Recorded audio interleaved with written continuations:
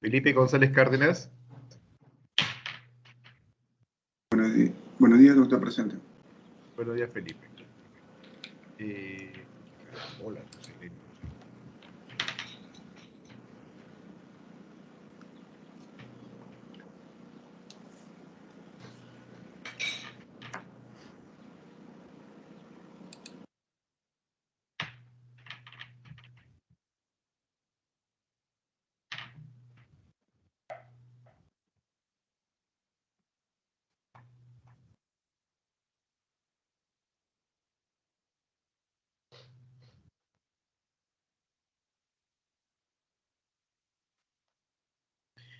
Fernando Santiago. Sí, doctor. Buenos días, Fernando. ¿Qué tal? Qué gusto. Buenos días, doctor. José González.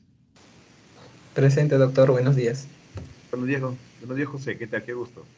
Ayer nos vimos en el hospital. Qué bueno. Sí, doctor. Ayer estuve en el hospital. Entraste a una cesárea histerectomía. Sí, de la placenta que estaba de acretismo placentario. Sí. Un acretismo placentario. Es una pesadilla los acretismos placentarios. Son causa de hemorragia profusa postparto.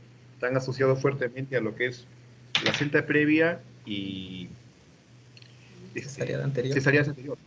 Sí, es terrible. En este caso planteaba retos porque la placenta tenía un incretismo, no, llegaba a casi un percretismo, se veía la cabeza de medusa, le decimos nosotros a la placenta cuando ya es visible vía abdominal. La posibilidad de poder respetar el útero, dejarlo para un embarazo subsiguiente, planteaba grandes problemas. Las adherencias, la posibilidad de una hemorragia profusa. No es que todo acretismo placentario tenga que terminar en histerectomía, se individualiza esa decisión.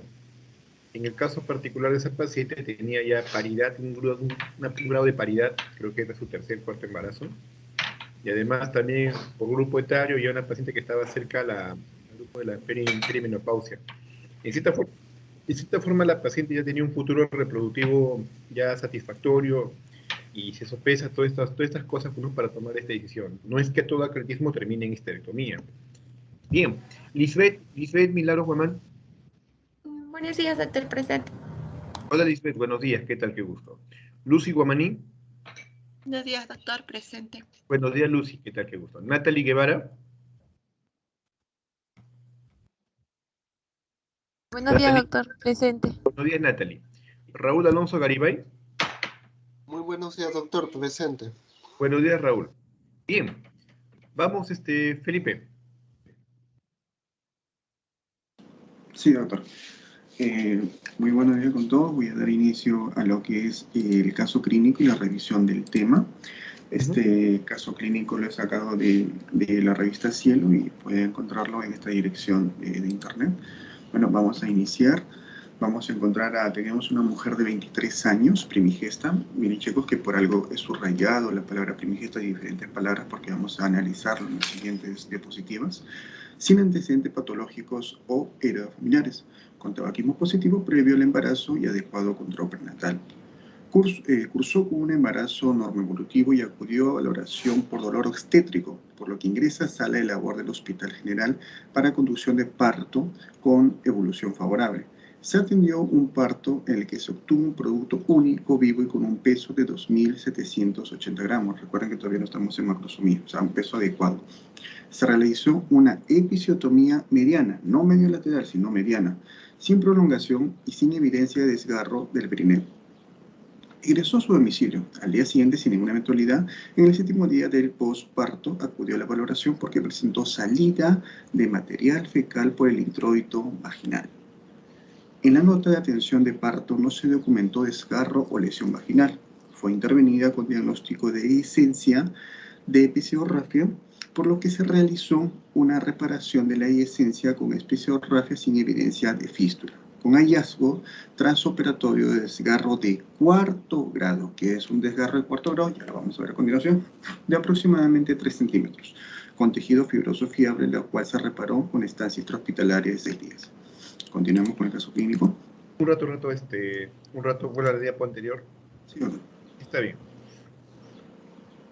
Entonces es el claro caso de una paciente que está en su gestación, es su primer embarazo, joven, una mujer joven, el primer embarazo, aparentemente no tiene algún antecedente contributorio, no tiene algún antecedente contributorio en relación, pues, ¿no?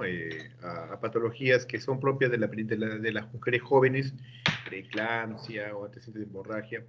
Tabaquismo positivo, ¿no? El tabaquismo, ¿en qué forma podría implicar la salud reproductiva de la mujer? El tabaquismo es una pregunta muy abierta, muchas acepciones de respuesta. ¿Cuál podría ser, Felipe? ¿En qué forma podría repercutir el tabaquismo en la salud de la mujer? Un futuro reproductivo, básicamente en la parte reproductiva, no me vayan a problemas de respiratorio, cáncer broncogénico, no.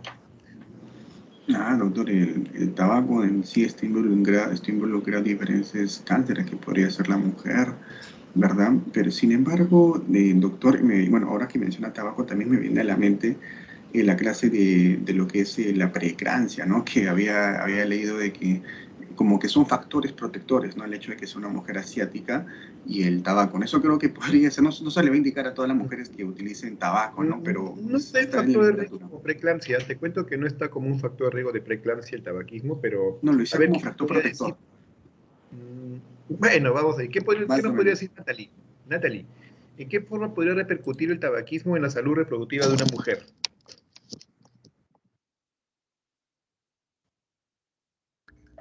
El tabaquismo. mm,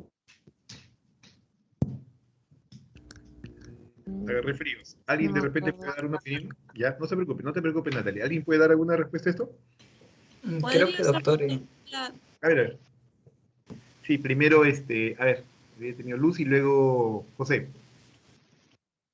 sí, doctor, podría ser quizá por la nicotina, que el cigarro como tiene nicotina y esto podría alterar quizá alguna hormona reproductiva de la mujer?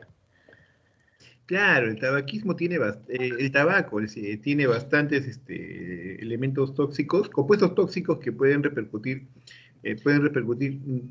no solo en el hecho de un embarazo o en el contexto de llevar a un posible aborto, malformaciones, ¿no? Sino también puede repercutir sobre la alteración estructural de diversos órganos.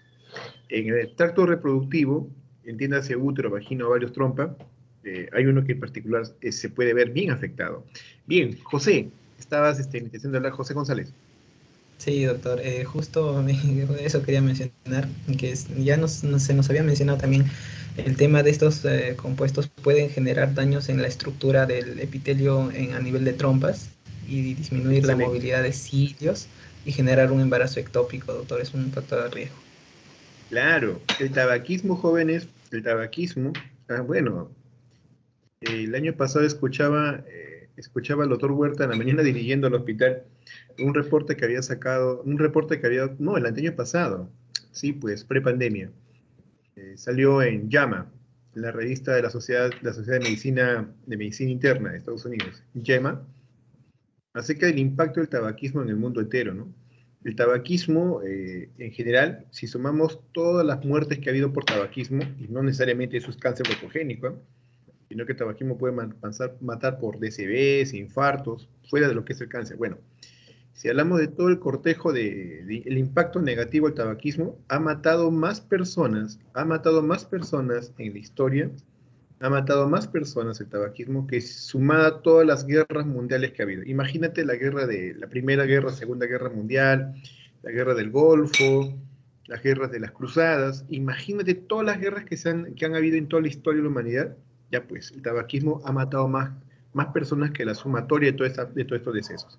Pero bueno, yendo al aspecto reproductivo de la mujer, el tabaquismo hace daño a las células que revisten el epitelio de las trompas uterinas. Tienden a alterar y con eso es un condicionante para embarazo ectópico. Esa es una. Dos, el otro es que aumenta el odds radio para que pueda haber abortos, para que pueda haber abortos. Entonces, hay que tenerlo en cuenta, ¿no? De que este producto, yo diría, este desecho de la sociedad, ¿no? De la cultura de la sociedad, es más perjudicial que beneficioso. Bien, perjudicial, o sea, no tiene sentido que beneficioso de repente el estatus de una moda o como lo venden las propagandas, ¿no? Si estás con un cigarrillo en los dedos y estás con una ropa cool, das una imagen de una autosuficiencia o sobre un estatus no solo cultural, sino social, sobre tu entorno, cosa que no es correcta, ¿no? Ahora, en el siguiente párrafo, José Felipe cursa con embarazo normoevolutivo, ¿no? Bueno, está haciendo alusión a embarazo sin complicaciones y acudió a valoración por dolor obstétrico. Dolor ahí atribuye al embarazo, por lo que ingresas a la sala de labor. Bueno, es un término que siempre lo vemos en la literatura anglosajona, ¿no? Labor delivery, sala de labor. En nuestro medio se entiende más esto como sala de trabajo de parto, ¿no? Sala de parto. No estilamos decir sala de trabajo de parto, ¿no? Sino sala de partos. Labor sería trabajo de parto. Así de simple, trabajo de parto. Entonces una excepción que se tiene en nuestro medio. La sala de labor, la sala de partos, en un hospital general debe entenderse que es un hospital 3-1 para que se le conduzca el trabajo de parto con evolución favorable. Esto de conducción es un término que también genera, de cierta forma, un poco de confusión cuando uno lee literatura, ¿no? Se lo hospitalizó para que se le haga una conducción del trabajo de parto, para que se le conduzca el trabajo de parto. ¿Qué te diría por conducción del trabajo de parto? A ver, Raúl Alfonso, ¿qué entenderías por conducción de trabajo de parto? ¿Te lo has topado en alguna publicación? Bueno, yo lo entiendo como que se lleve a buen término y siguiendo cada uno de los protocolos para llevar bien a cabo la labor del trabajo de parto. Te lo planteo en 3 términos relacionados: inducción, acentuación y conducción. Inducción, acentuación y conducción. ¿Qué te parece el término, Raúl, de inducción? ¿Cuál es la definición de inducción? A estas alturas ya debemos habernos imbuido de lo que es la inducción del trabajo de parto. Es cuando se incita a que ya empiece con las contracciones y pueda ya comenzar el trabajo de parto. A ver, si tienes una gestante que está ya al término del embarazo, a las 40 semanas, 41 semanas, está en un periodo que se conoce como embarazo de vía de prolongación, 41 semanas, un embarazo normal, un embarazo a términos se dice que está entre las 37 y 42 semanas, ¿no? 37 y un día antes de 42 semanas. Sin embargo, sabemos nosotros que a partir de las 42 semanas cumplidas en adelante, la mortalidad perinatal aumenta sustancialmente. A partir de las 42 semanas cumplidas en adelante, aumenta la mortalidad perinatal. Aumenta en 4 veces. Y a partir de las 43 semanas, aumenta en 20 veces. Ya de por sí, tener 42 semanas ya es patológico. Ya encierra alta patología. Por eso a los embarazos de 42 semanas cumplidos en adelante se les conoce como embarazos post-término, y esto es para acuñar el hecho de que son embarazos ya de por sí patológicos, ¿no? Patológicos porque aumenta la mortalidad. O sea, si de repente a las 38 semanas se moría uno de 1000, así espontáneamente, a las 42 semanas ya no se muere uno de 1000. Por ejemplo, un ejemplo hipotético, si no aumenta 4 veces, 4 de 1000, chispas. Y a las 43 semanas, 20, o sea, la proporción es atroz. Entonces eso implica serios problemas para controlar embarazos por encima de esa etapa. Bueno, entonces a lo que iba es, si uno ya está frente a un embarazo post-término o a 41 semanas, que ahora es el grupo que se maneja 41 semanas, es justo esa ventanita, ese periodo de tiempo de 41 semanas cumpliditas hasta 41 semanas 6 días, ese grupito tan particular, o sea, no es post-término, que es 42 semanas cumplidas, sino entre las 41 semanas y un día y 41 semanas 6 días, esa semanita también tiene mortalidad que se ha demostrado, ¿no? En los últimos 20 años. A ese grupo de gestaciones, en ese grupo etario de gestaciones, se le conoce como embarazo en vía de prolongación o postdatismo, y es un grupo que también tiene un aumento de la mortalidad perinatal que está en 2-3 veces incrementado.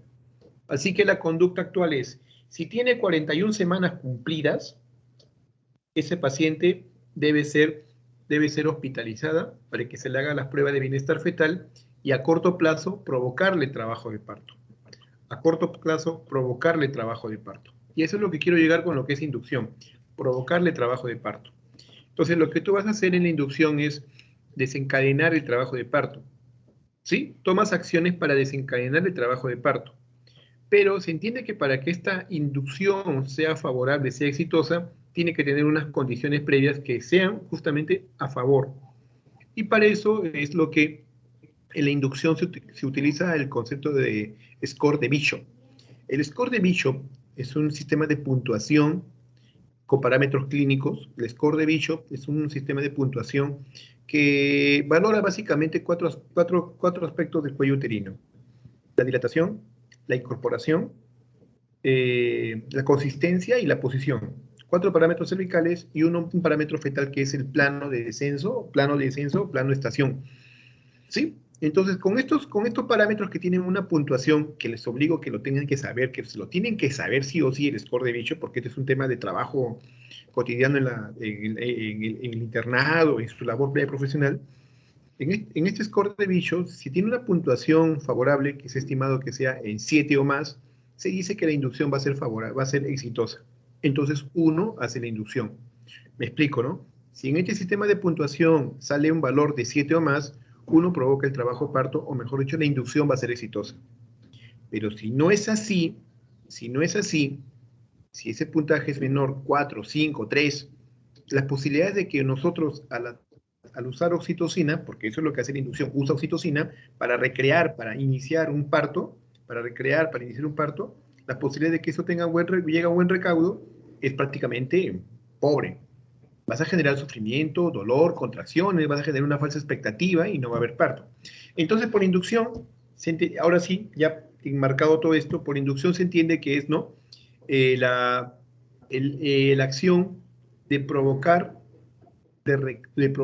un trabajo de parto en condiciones favorables. Pero la inducción no es algo que solo está abocada a los embarazos post-término o en vías de prolongación.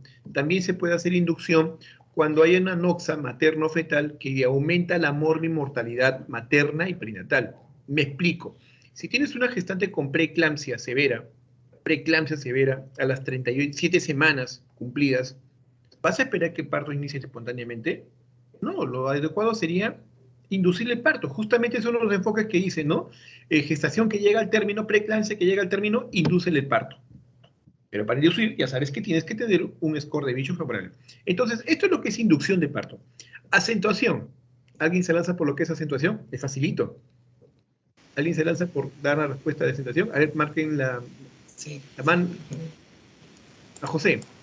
Ya te lanzaste. A ver, José. Doctor, la acentuación de parto es cuando el paciente ya ha iniciado el trabajo de parto. Hay dinámica, pero aún es insuficiente para que se produzca un trabajo de parto favorable. Entonces, se trata de regularizar esta dinámica que está insuficiente o anormal. Correcto. La acentuación de parto viene a ser entonces la acción médica por el cual nosotros, en una gestante que ya está en trabajo de parto, lo que hacemos, lo que ya está en trabajo de parto, este trabajo de parto está haciendo alguna alteración como una hipodinamia. Este trabajo de parto está haciendo una hipodinamia. Y por hipodinamia podemos tener dos acepciones. O que las contracciones sean muy débiles, incapaces de generar más descenso, más dilatación, más incorporación, ¿sí? Eso se conoce como hiposistolia. O que esa dinámica uterina sea muy infrecuente, muy espaciada, incapaz de que pueda darle una continuidad adecuada para que produzca el descenso, la dilatación, el encaje. El descenso, la dilatación, incorporación cervical. Eso se conoce como hiposistolia. Bradisistolia. Hiposistolia, bradisistolia. Entonces, una hipodinamia puede significar una hiposistolia, contracciones uterinas insuficientes, una bradisistolia, contracciones uterinas espaciadas, muy espaciadas, de repente una contracción cada 10 minutos, ¿sí? Muy espaciadas, de repente 2 contracciones en 15, 20 minutos. Entonces, ahí es donde nosotros nos valemos de la oxitocina para acentuar el trabajo de parto. Y acá viene un detalle importantísimo. Ustedes cuando van a buscar el Williams o buscan algún libro de José Tricia, no hay el término acentuación, no existe como tal. En la literatura anglosajona y europea no existe el término acentuación. Eso es algo que nosotros dominamos acá localmente. Ellos le llaman a este proceso, a este procedimiento, le llaman conducción del trabajo de parto. Ellos le llaman conducción del trabajo de parto. Entonces, cuando ustedes revisen el Williams de obstetricia o el Danforth, hay un librito muy bueno que me ha agenciado. Me lo compré, buscalibre.com. Me llegó recién de España. Este es un libro muy bueno, el curso Crash. Haciendo propaganda, oye, las editoriales me deberían pagar. Ahí me menciona, por ejemplo, eso de conducción a situación de trabajo de parto. Esto es interesante, curso Crash de Ginecología Obstetricia, es un libro que se emplea ya en Inglaterra, en el pregrado. Estaba leyendo y veía pues la sección de conducción del trabajo de parto. Pero bueno, eso es inducción, acentuación y conducción de parto. A esto le podemos agregar este concepto, ¿eh? Maduración cervical. ¿Quién se lanza? ¿Qué es maduración cervical? Levante la mano.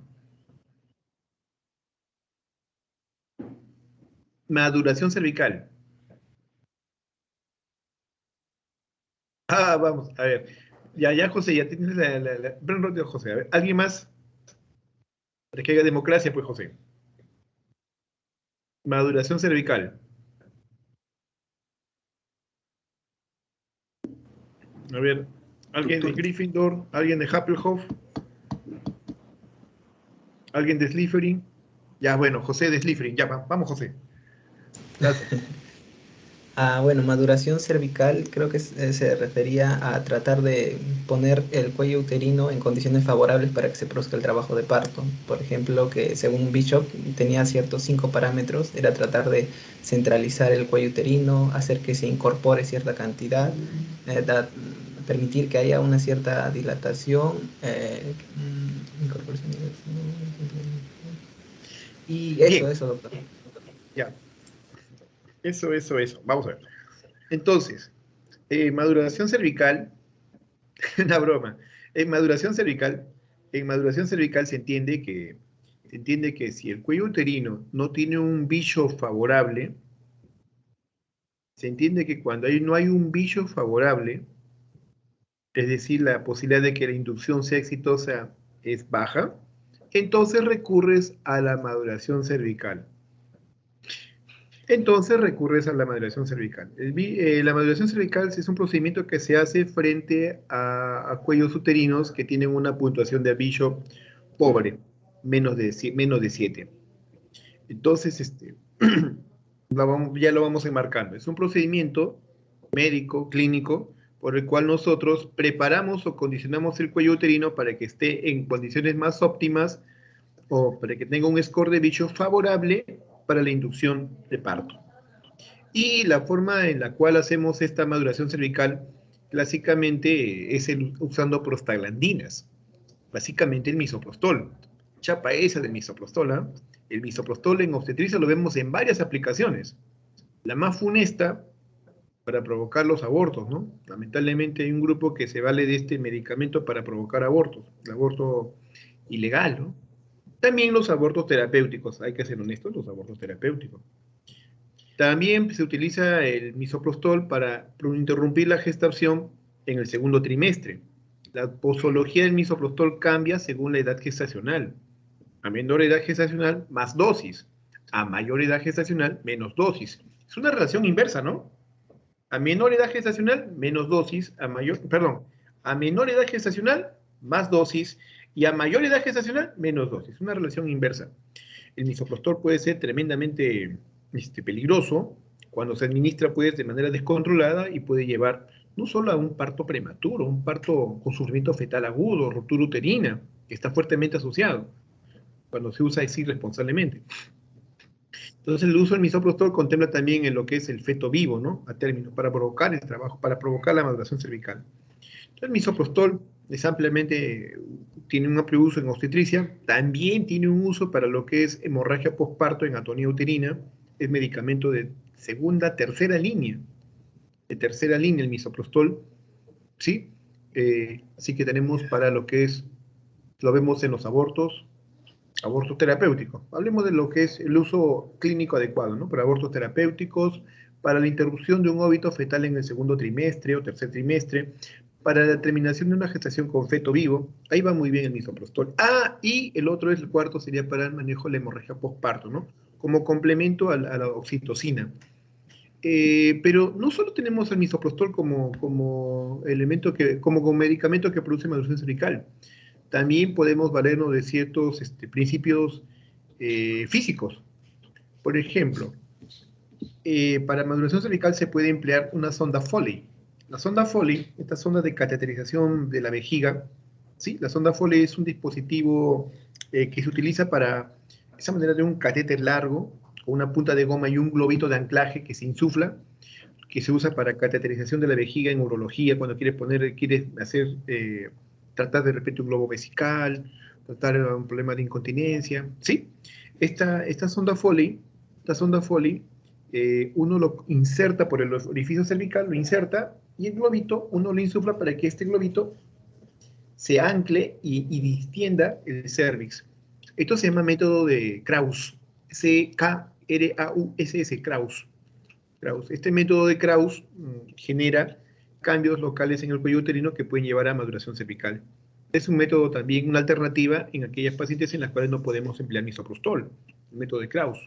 Como quiera que sea, estos procedimientos, sobre todo de la maduración cervical, tienen que hacerse en condiciones controladas, vigiladas, que mejor que un hospital, ¿no? No lo pueden hacer en el primer, segundo nivel, no sean muy mandados. Cuando hagan sus serums, este procedimiento no es para que lo haga un establecimiento de primer o segundo nivel, es para que sea un hospital, tiene que estar monitorizado.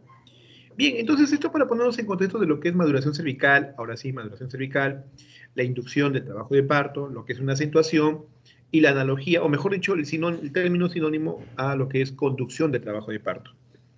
Bien, entonces estamos acá digregando estos puntos, ingresos a partos. Aparentemente la conducción o la acentuación de trabajo de parto tuvo una evolución favorable. Se atendió el parto en el cual se obtuvo un producto único, mira, peso 2 kilos 780. Pregunta, a ver, esta pregunta es bien básica, a ver. Lisbeth, al término del embarazo, ¿en qué rangos de peso, en qué rangos en peso kilogramos oscila el peso de un feto a término normal, eutrófico? Vamos, Lisbeth. Creo que desde 2.800 hasta 3.500, doctor. Después ya se puede. Te cuento que está más o menos entre. ¿Tú ves la cinta métrica CLAP? La cinta métrica CLAP, ahí no, al término del embarazo, se dice que por un feto a término debe estar entre 2,5 kilos a 3,5 kilos aprox. Buena parte, si no es el 90% de toda la masa estadística, de fetos llegaría a los 2,5 kilos, 3,5 kilos. Se dice que por debajo de 2,5 kilos estaremos si estamos por debajo de 2,5 kilos y es una gestación a término, se dice que potencialmente es un pequeño paredaje gestacional o es un feto con RCIU. ¿Qué es RCIU, Natalie? ¿Qué significa RCIU?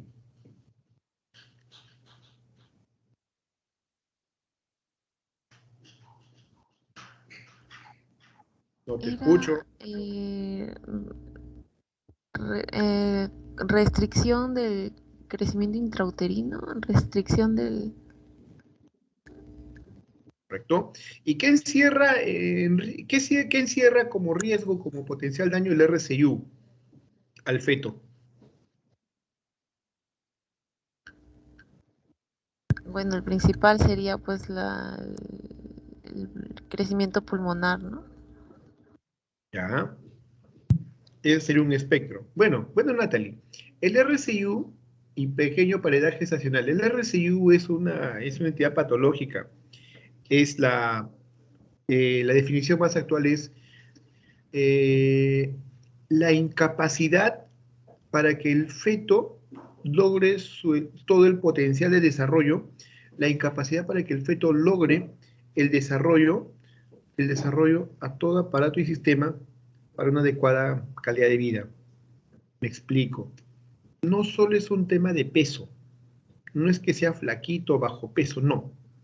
Aquí lo que ocurre es que este feto así como no desarrolla masa muscular, no desarrolla masa ósea, no desarrolla un estatus biométrico más alto, elevado, así como no hay ese desarrollo, también a nivel neurológico, a nivel de aparatos sistemas, pulmón, sistema renal, digestivo, hematológico, ¿sí? No logra completar ese desarrollo, es deficiente. Entonces, cuando nace, no es un tema de un bebé pequeño, es un tema más amplio. El feto no logra su completo desarrollo neurológico. Potencialmente eso le puede llevar a taras a futuro. Es un feto que no ha desarrollado adecuadamente su sistema inmunológico, su sistema renal, su sistema digestivo, ¿sí? Y esto le va a generar problemas para la alimentación, para el control hemostático, para el control de la producción hematológica.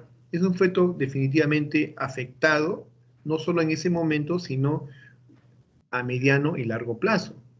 Algunos terminan mal y terminan votando por el lapicito. Eso puede pasar. Una broma.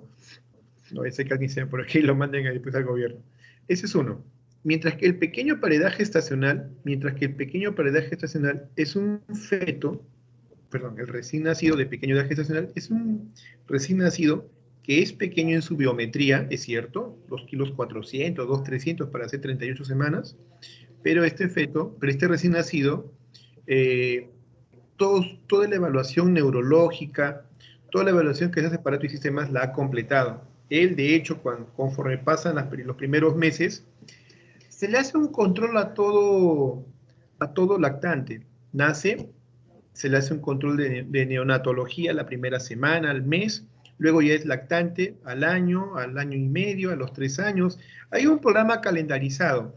Esto pertenece al programa de control y desarrollo, CRET, por si acaso. Eso lo van a ver en pediatría, el CRET.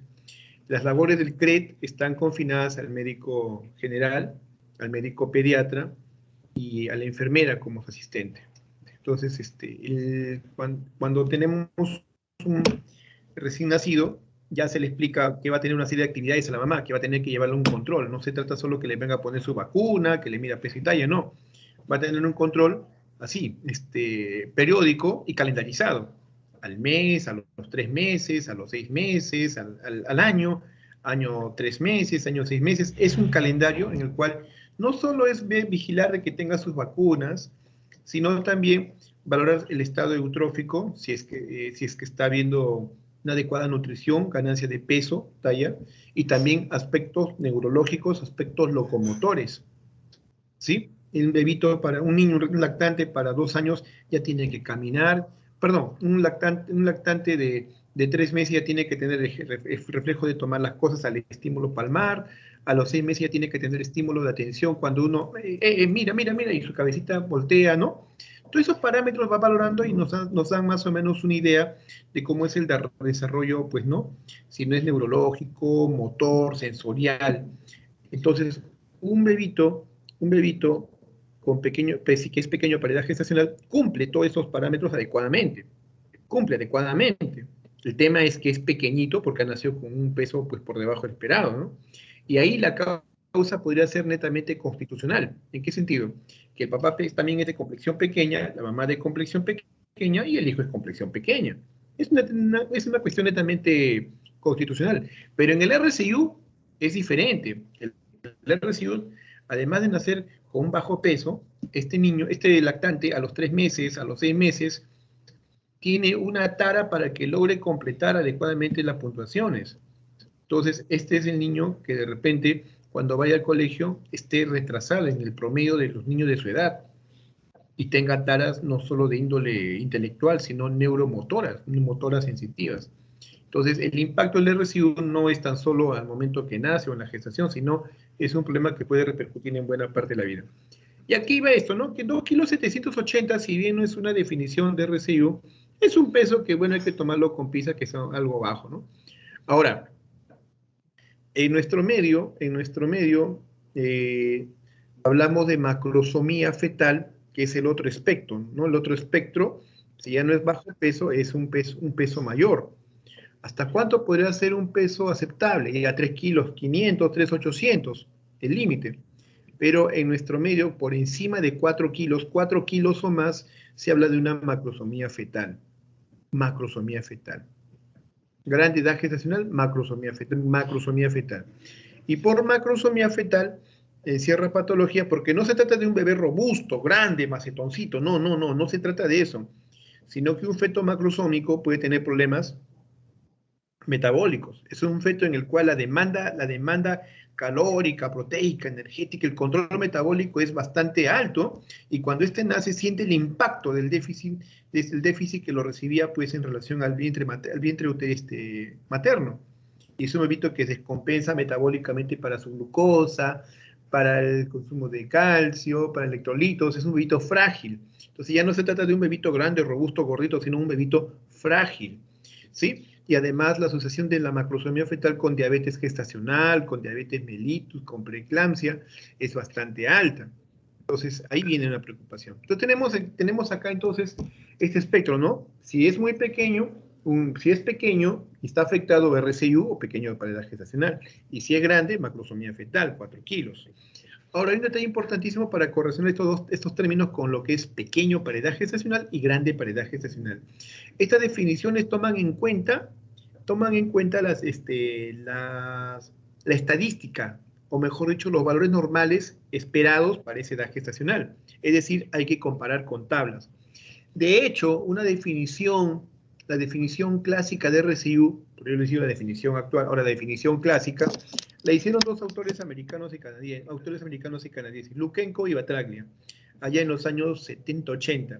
Ellos decían así, que un feto con RCIU es aquel que su ponderado fetal está por debajo del percentilo 10. Esa es la definición clásica que tenemos, ¿no? Los médicos de mi generación y mayores tienen esa definición clásica. Aquel feto que tiene un ponderado fetal por debajo de 10, del percentilo 10. Esa es la definición clásica, pero valgan verdades, puede haber fetos con percentilo 10 y pueden ser pequeños de edad gestacional. En todo caso, tenemos que hacer la comparativa. A ver, tiene 35 semanas, para 35 semanas tiene que pesar entre 2,3 kilos y 2,6 kilos, ¿no? Entonces tú tienes que comparar tablas. Para eso es muy útil que ustedes tengan su cinta métrica. Cuando ustedes hagan la labor de ver a las gestantes en su evolución diaria, esa actividad de medir la barriguita tiene mucha significancia. Peor aún si son pacientes que están hospitalizados 2 o 3 semanas, porque tiene que haber o ganancia o detención del crecimiento del útero.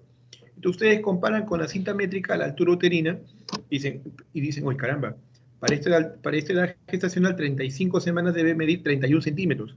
Y agarras tu cinta métrica y ves ahí, ¿no? 31 semanas, abajito ponen ahí, ¿no? Ponderado fetal de 28 a 33. ¿Qué te está diciendo? 28. Si es por debajo de 28, percentilo 10, alerta roja. Pequeño edad gestacional o RCIU. Y si es mayor o igual a 33, alerta roja. Puede ser macrosomía o un feto grande para edad gestacional. De esa manera tú correlacionas esta información. ¿Sí? Bien, hasta aquí quedó claro. Mira, con un tema terminamos abriendo un abanico de posibilidades. ¿Les quedó claro? Muy bien. Bien, vamos a entonces, si les quedó claro, se realizó una episiotomía. Hoy por hoy la episiotomía es restrictiva, no es un procedimiento que se haga de rutina a todo gestante. Era el planteamiento clásico era, si es primigesta, hazle una episiotomía para que no se desgarre por cualquier lugar. Mejor tener un desgarro controlado. Y le hacen una episiotomía media o mediana, sin prolongación y sin evidencia de desgarro del periné. Y mira lo que pasa. Al poco tiempo, a la semana, hay grado de fístula. Pero acá dice, en la nota de atención de parto no se documentó desgarro o lesión vaginal. ¿Será posible eso? Fue intervenido con diagnóstico de licencia de episorragia, por lo que se realizó recuperación de la licencia. Se hizo un desgarro importante, 4º grado. De eso se nos va a hablar un poquito más Felipe. Ahora sí, me robé la atención. Continúa, Felipe. Sí, doctor. Voy a continuar. Vamos a la siguiente diapositiva. Continuamos con el caso clínico. Acá menciona, posterior a su egreso, 2 días después, presentó nuevamente salida de material fecal por el introito vaginal. por lo que acude a otra institución de carácter público en donde se realizó un diagnóstico de fístula rectovaginal y se inició tratamiento con antibióticos. Además, se sugirió su envío al servicio de coloproctología y se le refirió al hospital de tercer nivel, ya que esa unidad no contaba con servicio de proctología. Dicho servicio valoró a la paciente y estableció que no era el momento adecuado para la resolución. Sugirió esperar 4 meses para su evolución y manejo. Ante la necesidad de esperar a que mejoraran las condiciones de la herida, por la mala calidad de los tejidos, la herida contaminada y el alto riesgo de complicación infecciosa. Por tal razones antes referidas, se inició el protocolo del estudio de la cirugía reconstructiva. Meses después se efectuó la cirugía y se encontró una lesión anterior del esfínter anal interno y externo, en la totalidad de la longitud del conducto anal, en el radio de 4 a 7 horas, que ya lo voy a explicar más adelante en las diapositivas que tengo, basado en la manecilla de reloj, así como un tabique anovaginal delgado, por lo que se realizó una esfínteroperinoplastia, sin evidencia de complicaciones, descrito en la nota quirúrgica. La paciente presentó mejoría, por lo cual se decidió darle de alta a su domicilio. Bien, entonces... Un ratito. Acá le jugo esta información. Bien, entonces hizo una fístula, ¿no? Una fístula. ¿Cuál es la definición de fístula, Felipe? ¿Cuál es la definición médica de una fístula? ¿Qué es fístula? Es una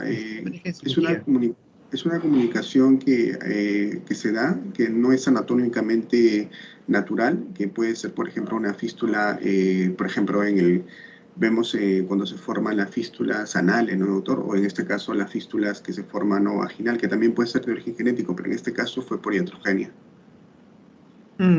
Fístula viene a ser la comunicación que se establece de una víscera hueca, de un órgano, hacia el exterior o hacia una cavidad. Es la comunicación de una víscera o estructura hueca, ¿no?, a otra estructura también semejante. Y si no es ahí, a la superficie, a la piel. Así tenemos, por ejemplo, fístulas que pueden ser del canal, de la zona de la ampolla rectal hacia el canal vaginal, de una víscera a otra víscera, se puede decir así, de un conducto a otro conducto. O puede ser, más trágico, terrible, una fístula de la zona de la ampolla rectal hacia el peritoneo. Que puede llevar una peritonitis atroz. Es horrible. O una fístula del intestino, claro, ya no ampolla rectal, a ver, sería del colon intestino delgado, hacia la superficie, hacia la piel, una fístula hacia la piel, ¿sí? Una fístula enteroperitoneal o enterocutánea. También fístula puede ser esta víscera como es la vejiga, ¿sí? Un órgano hueco, una víscera de la vejiga hacia el abdomen, ¿no? Hacia la cavidad abdominal, una fístula uroperitoneal, lo que va a llevar a una urosepsis, también es grave. O una fístula de la vejiga hacia la piel, ¿no? De la vejiga, sí, en caso de neoplasias, cáncer de vejiga, cáncer de útero, que son sometidas a radiación, debilita los tejidos y hacen fístula. La fístula es un problema que ahora lo vemos con más frecuencia, pues, puesto que en el tratamiento del cáncer, de los cánceres, o en las cirugías complicadas ginecobstétricas urológicas, puede haber esa complicación. Bien, entonces se ha establecido acá una fístula, ¿no? Se estableció una fístula por desgarro de 4º grado, pero una pena. Lo importante es que uno reconozca el grado de desgarro que hay. Y segundo, si uno va a hacer la reparación, tiene que tener experiencia en adecuadamente reconocer los tejidos que están inmersos. Un desgarro de 4º grado se entiende que está afectando, pues no solo es un desgarro de la mucosa vaginal, de la mucosa rectal, sino que también afecta a los músculos intermedios del cuerpo perineal, ¿no?, que es el bulbo cavernoso, el traverso perineal superficial y el esfínter del ano. Si uno no lo repara adecuadamente, simplemente pone puntos por poner, la función de la ampolla, la función del control del esfínter se pierde. Y esa paciente va a tener, pues, ¿no?, incontinencia fecal, se le va a escapar los flatos, dispareunia, dolor y puede hacer dehiscencia. Lo más terrible es que esa paciente, al poco plazo de esta solución que se le dio, de nuevo fistuliza. Y acá viene el problema, ¿no? De cómo poder reparar algo que ya de nuevo se está abriendo. La lógica quirúrgica nos dice, oye, si se ha abierto, si se desgarro, pues corrígelo de nuevo. Pero no se prefiere hacer eso de primera intención, porque ya en ese tejido desgarrado, en esos tejidos desgarrados, si uno intenta la reparación inmediata, la posibilidad de que haga dehiscencia de nuevo, y dehiscencia de nuevo es altísima. Los mecanismos inflamatorios, la migración de macrófagos, fibroblastos, de plasmocitos a toda esa zona ya afectada es altísima. Entonces, cuando uno trata de reparar de primera intención esas fístulas, ¿sí? ¿Qué es lo que va a pasar? Que el material de sutura que está ahí va a ser pasto para que los fibroblastos, los plasmocitos lo digieran. La reacción inflamatoria intensa que hay en esa zona hace que la cicatrización sea anómala en esos momentos. Entonces la posibilidad de fracaso a la solución de esa fístula puede fallar. Por eso en estos casos prefieren diferir la reparación de la fístula, que pase un mes o 2 meses, que esté en mejores condiciones el tejido, para que pueda ahora sí hacerse la adecuada reparación. Porque si lo intentas reparar a los 4 o 5 días que se ha refistulizado, se ha hecho dehiscencia, la posibilidad de una falla es atroz. Y obviamente, pues, eso significa molestia para la paciente, ¿no? Porque va a tener deposición en vagina, ¿no? Y eso le va a cambiar todo el medio interno vaginal. La deposición va a cambiar el pH, la infección microbiana, va a tener vaginitis, vulvovaginitis, va a haber una serie de problemas terribles para esta dama. De las fístulas se plantean estos problemas. Ahora, en las fístulas tienen clasificaciones bien peculiares, según la topografía, ¿no?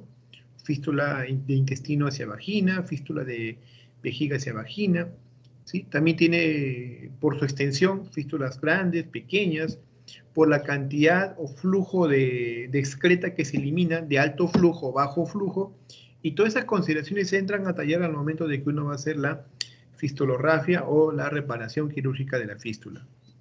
Qué bueno, esta dama, pues al plazo de los 4 meses se pudo hacer la reparación, pero acá hay un detalle importante, ¿no? Que llama la atención al final, ¿no? Que ella tendría ya un componente previo, ¿no? De unas malas condiciones en la zona del tracto genital. Habla de que hay una debilidad, un debilitamiento del esfínter anal interno. Ah, claro. Después se efectuó la cirugía y se encontró una lesión anterior del esfínter anal interno y externo. Estaba debilitado. Y amanecías. Esfinteroperineoplastía. Además de corregir el esfínter, hicieron una perineoplastía para reforzar según esa zona. Continúa, José Felipe. Chispa, si hubiera alguna pregunta. Sí, doctor, voy a continuar. Sí, un ratito, disculpa, Felipe, disculpa. Sí, Me parece, sí. Sí, hijita, Lisbeth, ¿no? No es Lisbeth, es voy conociéndolo a todos. Guamaní, Sí. doctor. Lucy Yanela Guamaní. Lucy, ¿cómo está? No. Sí, doctor, una cosa. Sí, dime. Esta fístula recto-vaginal, o sea, el desgarro recto-vaginal, se produjo porque quizá, pienso de que al momento de hacerle la episiotomía medial, al momento de hacerle la sutura, quizá después ahí se haya hecho la ruptura, o sea, se haya descosido y no lo han hecho bien la sutura, ¿o por qué se hizo esa fístula recto? Necesariamente la fístula tiene que haber sido secundaria a una lesión importante de esa zona. Pienso que la episiotomía se hizo y se desgarró. El que hizo la episiotomía no pensó hacer una episiotomía hasta el recto. Hizo una episiotomía de 2-3 centímetros, por decir, pero en la salida del parto, en la salida del bebé, es donde esa episiotomía se desgarró. Y eso pasa. O sea, tú haces tu episiotomía de 2-3 centímetros y sale la cabecita del cuerpo del bebé. Si no es la cabecita, los hombros del cuerpo del bebé, esos 2 centímetros, como un cierre, lo termina por abrir. Abrió. El tema es, lo reconoció, lo reparó adecuadamente, suturó adecuadamente esfínter, bulbo cavernoso, músculo perineal, agarró todo en un zafarrancho de puntos y lo empalmó. Por eso te digo, ¿no? Es muy probable que esta fístula haya sido secundaria de por sí a un desgarro mal reparado, mal reconocido, y valgan verdades, no era pues para que también le haga una episiotomía de buenas a primeras a esta dama. ¿Ya, Lucy? Sí, doctor, muchas gracias. Bien, disculpa, Felipe. Vamos. Sí, doctor. Entonces, doctor compañero, vemos que acá hay, donde hemos subrayado el caso clínico, hay determinados factores que nos podría condicionar para que se dé este desgarro, ¿verdad? Hemos hablado de la historia clínica no por coincidencia de una primigesta, hemos hablado de una episiotomía mediana, hemos hablado de un desgarro de 4º grado. Entonces, esta siguiente diapositiva que les traigo es sobre lesiones perineales de origen obstétrico, es para hablar sobre esos factores de riesgo de la laceración, ¿no? La nuliparidad está descrita en la literatura como un factor de riesgo, también la episiotomía en la línea media y también lo que es la posición occipito posterior persistente, o sea que el bebito mire hacia arriba y no mire hacia abajo.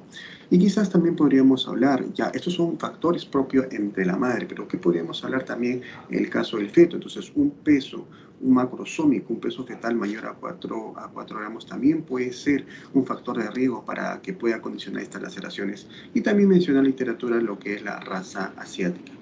Bien, entonces aquí como segundo factor de riesgo hemos hablado de la episiotomía de la línea media, pero no es la única episiotomía que se hace.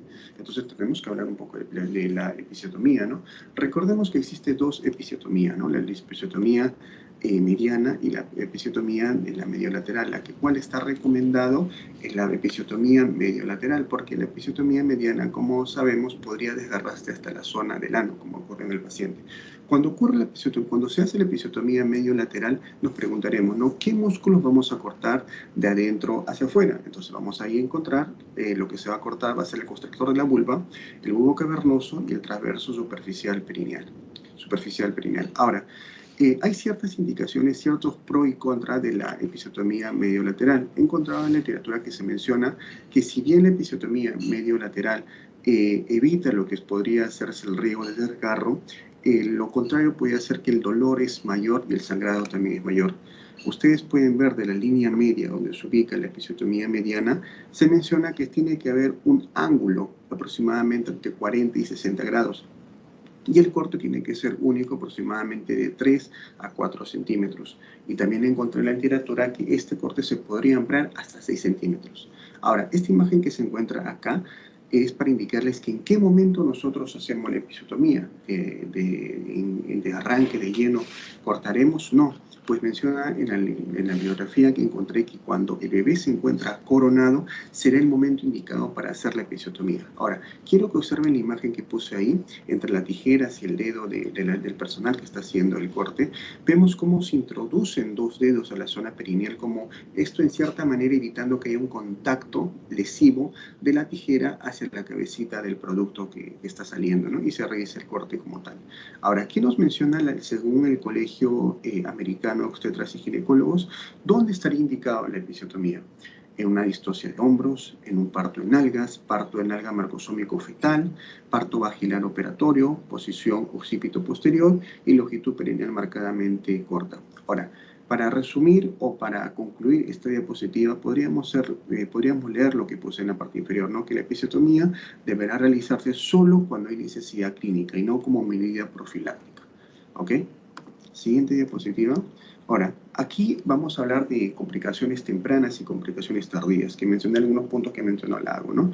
Dentro de las complicaciones tempranas de una episiotomía tenemos lo que son las hemorragias, como hemos mencionado, tendremos los hematomas, tenemos los desgarros, tenemos el hematoma. Felipe. ¿Doctor?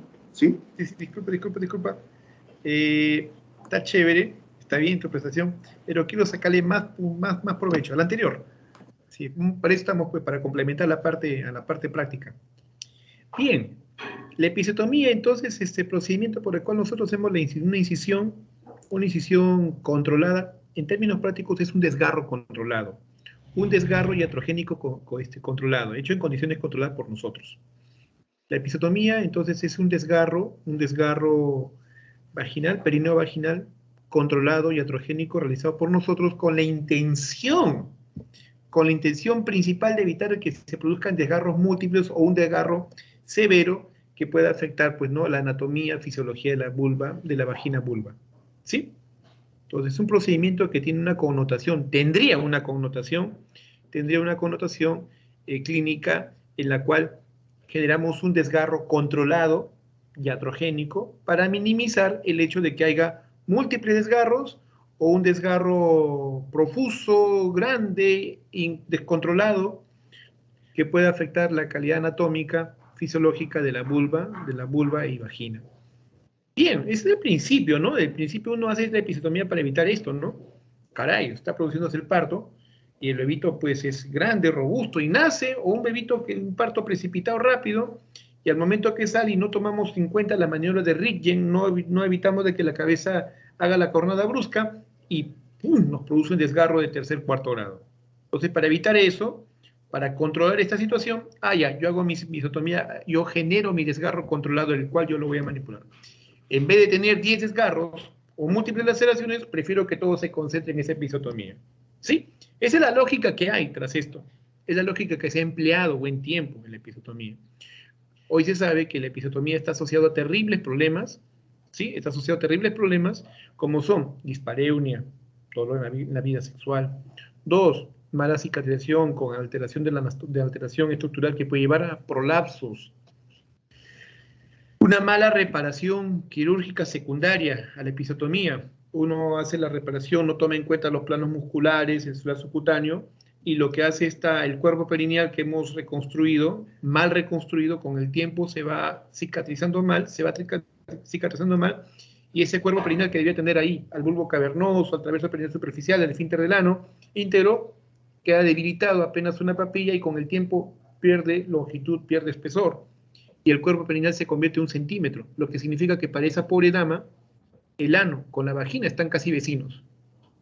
Y la dama va a tener vaginitis a repetición, problemas de mal olor. Es terrible lo que pasa con esa dama 5, 6, 8 años después de haber tenido un parto vaginal con un desgarro de esa naturaleza. Incontinencia fecal, incontinencia a los flatos, dispareunia, dolor, alteración estructural de la vulva y, de alguna manera, debilita. Una explicación de los prolapsos es que la vagina es un conducto, sí, que tiene una pared anterior, pared posterior.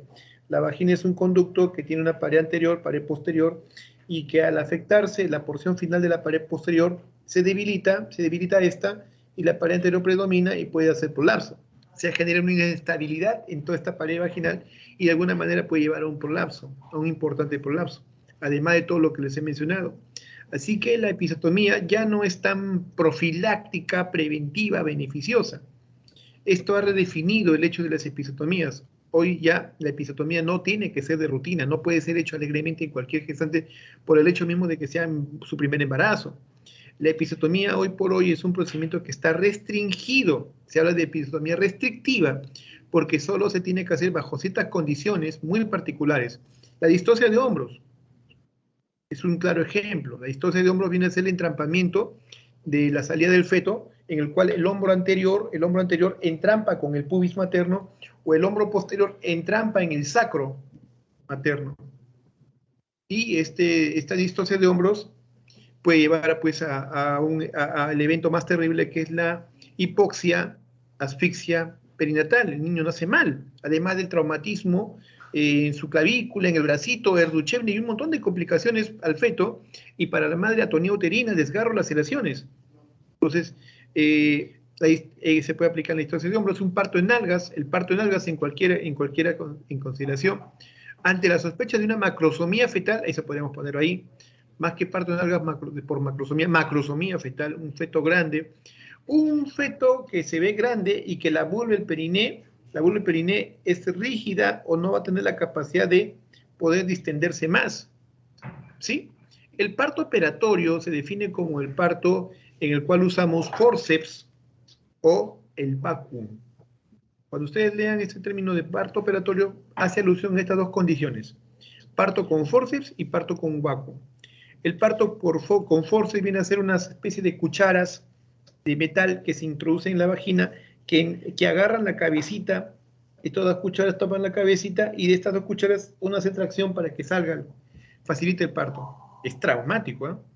Hoy el forceps ha quedado confinado su uso a solo determinadas circunstancias. En el pasado, hace 40, 50 años atrás, el forceps todavía tenía una metodología de uso conocida, aplicada. Hay doctores que son maestros en el uso del forceps. Al doctor Barbosa, el doctor Reanio Barbosa, mi maestro, él es uno de los doctores que bueno, son ya de los pocos que ya el doctor ya no está en el hospital, pero a él lo hemos visto emplear en algunas situaciones el forceps sin el daño al feto. Entonces no es que el forceps sea pues lesivo, terrible, ¿no? El forceps era una herramienta que en buenas manos ayudaba en el parto. El forceps ha tenido pues una alta relación, una alta proporción de laceraciones en el feto y ha sido, yo diría, satanizado. En opinión actual es que el forceps es una herramienta muy útil en situaciones muy particulares donde hay un sufrimiento fetal, donde quieres sacar al feto cuanto antes y está en expulsivo, el forceps te puede ser de mucha ayuda. Pero en vista que aumentó desproporcionadamente las laceraciones fetales, trauma fetal, trauma a la madre, entonces el forceps se ha ido dejando de lado y la verdad que también al dejarse de lado, la preparación en el uso de forceps ha disminuido en el mundo entero. Entonces eso hace que el forceps pues no, ya no se ha visto como tal, ¿no? La proporción de defectos, de alteraciones son elevadas actualmente en los casos que hay y prácticamente no se prefiere usarlos. El vacuum es un sistema, a ver, te lo pongo en analogía, como un desatorador, ¿no? El tubo vástago y acá el succión, ¡poc! ¿No? Cuando tú quieres desatorar el baño, usas estos desatoradores prácticos, ¿no? De madera con una campana de caucho negra, y tú ¡pac! Pegas ahí, y por presión negativa, ¿no? Presión negativa o positiva hace que pase pues el fluido, ¿no? En el baño. Hazte cuenta, es un principio de succión, una ventosa. El vacuum viene a ser una ventosa que se coloca en la cabecita, hace presión negativa y de ahí lo vas jalando el producto. ¿Traumático? Sí, traumático. Entonces, eso es lo que es el parto operatorio. Y sí, pues, la única indicación actual vigente de forceps, la única indicación actual a la fecha vigente de forceps, un feto que está en posición, cabecita, occipito posterior. Los occípitos posteriores, aquel fetito que está su vagina, su cabecita está en la sutura occipital en radio 5, radio 6, radio 7, radio 9, no se ha hecho anterior y está en el expulsivo. Ese es un occipito posterior persistente en el expulsivo. Esos fetos están condenados a que sea el parto distóxico. Entonces, para minimizar el desgarro que se va a dar, se hace pues la episiotomía. Y lo que les decía, ¿no? Es una de las pocas indicaciones actuales 2021 de uso de forceps. Cuando es un occipito posterior persistente, ahí usamos los forceps. Son dos forceps que se emplean, Kigeland y de Simpson. Entonces uno ingresa el forceps y ayuda a rotar a la cabecita y a extraerlo. El forceps entonces todavía está vigente en determinadas circunstancias, como es en el caso de occipito posteriores persistentes, donde se usa el forceps de Kigeland o de Simpson. Hay varios forceps, el Tucker, el forceps de Tarnier, un montón, como 6 variantes, el forceps de Piper. Bueno, el que más se usa, los que están recomendados es el forceps de Kigeland y de Simpson. Pero bueno, entonces, eso hay que tenerlo en cuenta, ¿no? Si vamos a tener un perineo, una vulva perinea que está a tensión y que el producto es grande, o hay condiciones como se está dando una distosia de hombros, un parto en nalgas, ¿sí? O un occipito posterior, ahí podríamos hacer la episiotomía. Pero fuera de eso, de rutina, porque solo es primeriza, con un bebé de 2,7 kilos, como es el caso que reportó su compañero, no es lo aconsejable. No es lo aconsejable. Ahora, ¿hay dos tipos de episiotomía? Sí, la mediana o medial y la mediolateral. Ahora, ¿cuál es la más aconsejable? ¿La mediolateral derecha o la izquierda? Depende, si eres zurdo o si eres diestro. Eso ya es comodidad o consideración del que hace la episiotomía. Para los que somos nosotros diestros, la gran mayoría, hacemos la episiotomía mediolateral al lado derecho. Para los que son zurdos, les es más fácil.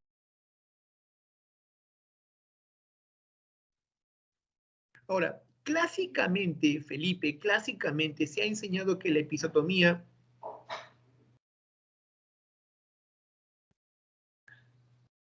Muchachos, ¿estoy ahí?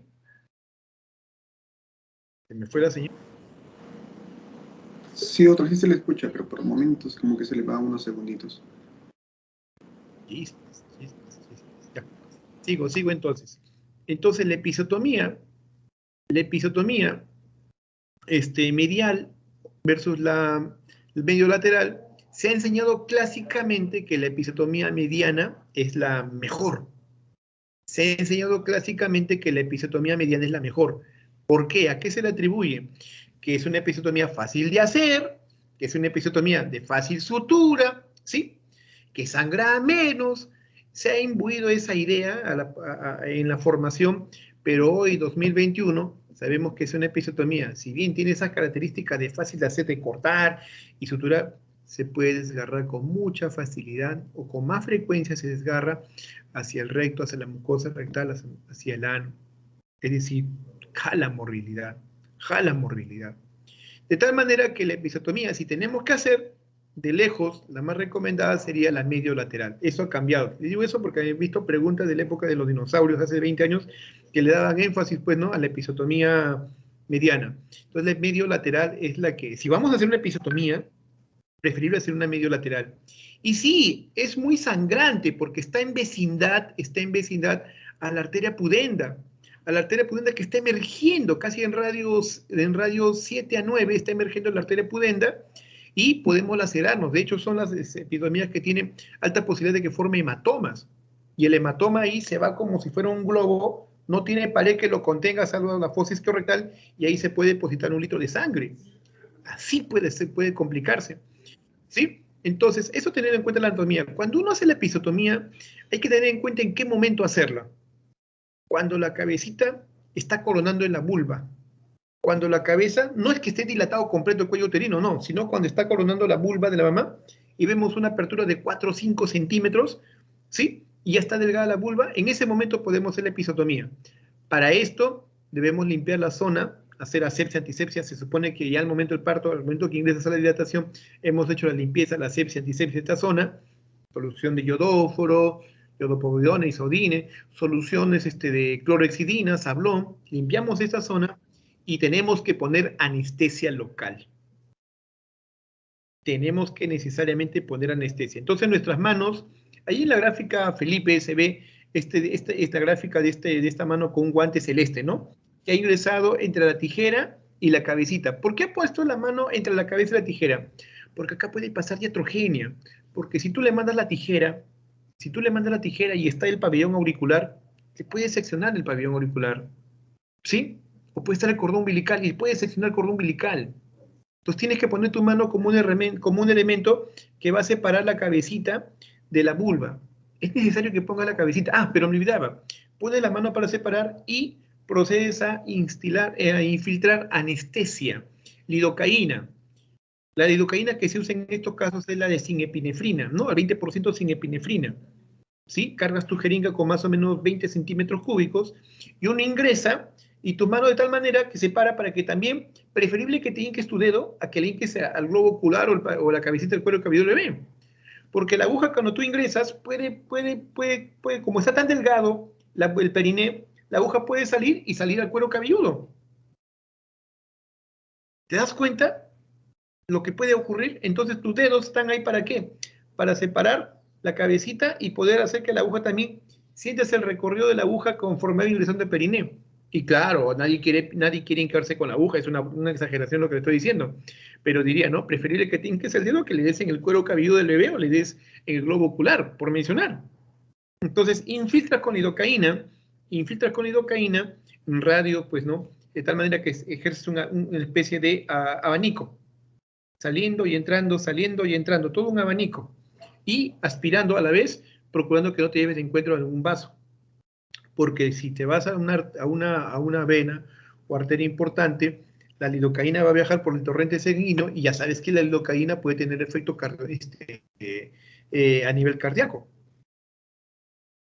Sí, eso hay que tener en cuenta. Entonces, infiltras y luego que has infiltrado en la anestesia, ya puedes ahora sí usar la tijera de episiotomía. Por cierto, la tijera de episiotomía es una tijera muy particular. Es una tijera que tiene las ramas, claro, en B, y la rama que ingresa a la vagina y cuero cabelludo, esa rama tiene un componente romo, especialmente concebido para que esa rama no tenga elementos cortantes y además la rama que está hacia afuera, hacia la parte externa, sea la que pivotee, la de adentro no.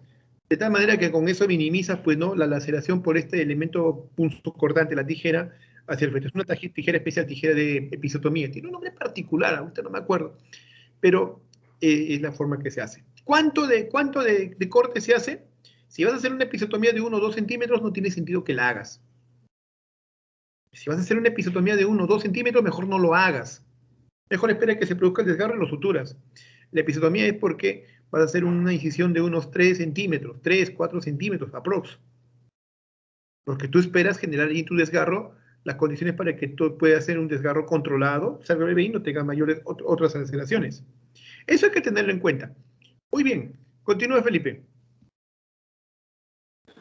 Muy bien, entonces vamos a continuar. La siguiente diapositiva, aquí según lo que encontré, lo que tenemos las complicaciones inmediatas por la episiotomía y las complicaciones tardías, ¿no? Dentro de las complicaciones inmediatas tenemos lo que son, bueno, las hemorragias, porque sabemos que esa episiotomía en medio lateral, si bien es cierto, está más indicado, pero tiene un efecto secundario que podría ser las hemorragias, el dolor, ¿no? También lo que es el hematoma, los desgarros, que lo vamos a abordar a continuación, los edemas, las infecciones y la dehiscencia. Dentro de las complicaciones tardías vamos a tener el dolor perineal, la alteración de la vida sexual, la herencia sobrinas, endometriosis sobre la cicatriz de la episiotomía y la imagen que les he traído aquí, la quiste de la glándula de Bartholin por la sección del conducto excretor.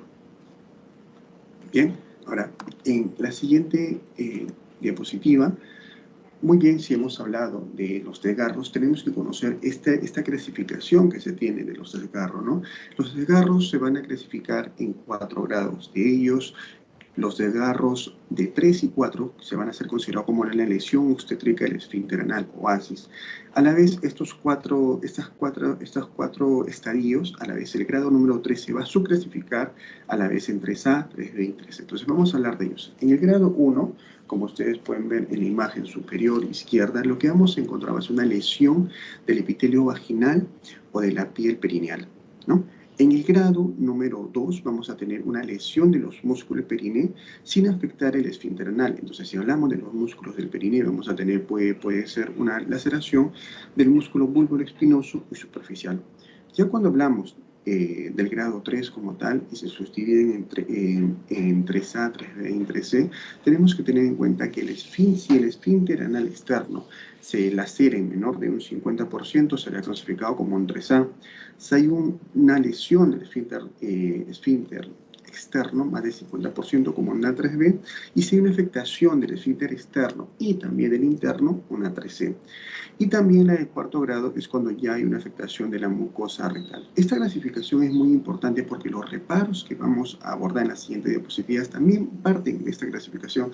Es entenderse que los desgarros de 3er y de 4º grado implican una reparación quirúrgica un poco más especial comparado, como ya vamos a ver, con los desgarros de grado 1 o los desgarros de grado 2.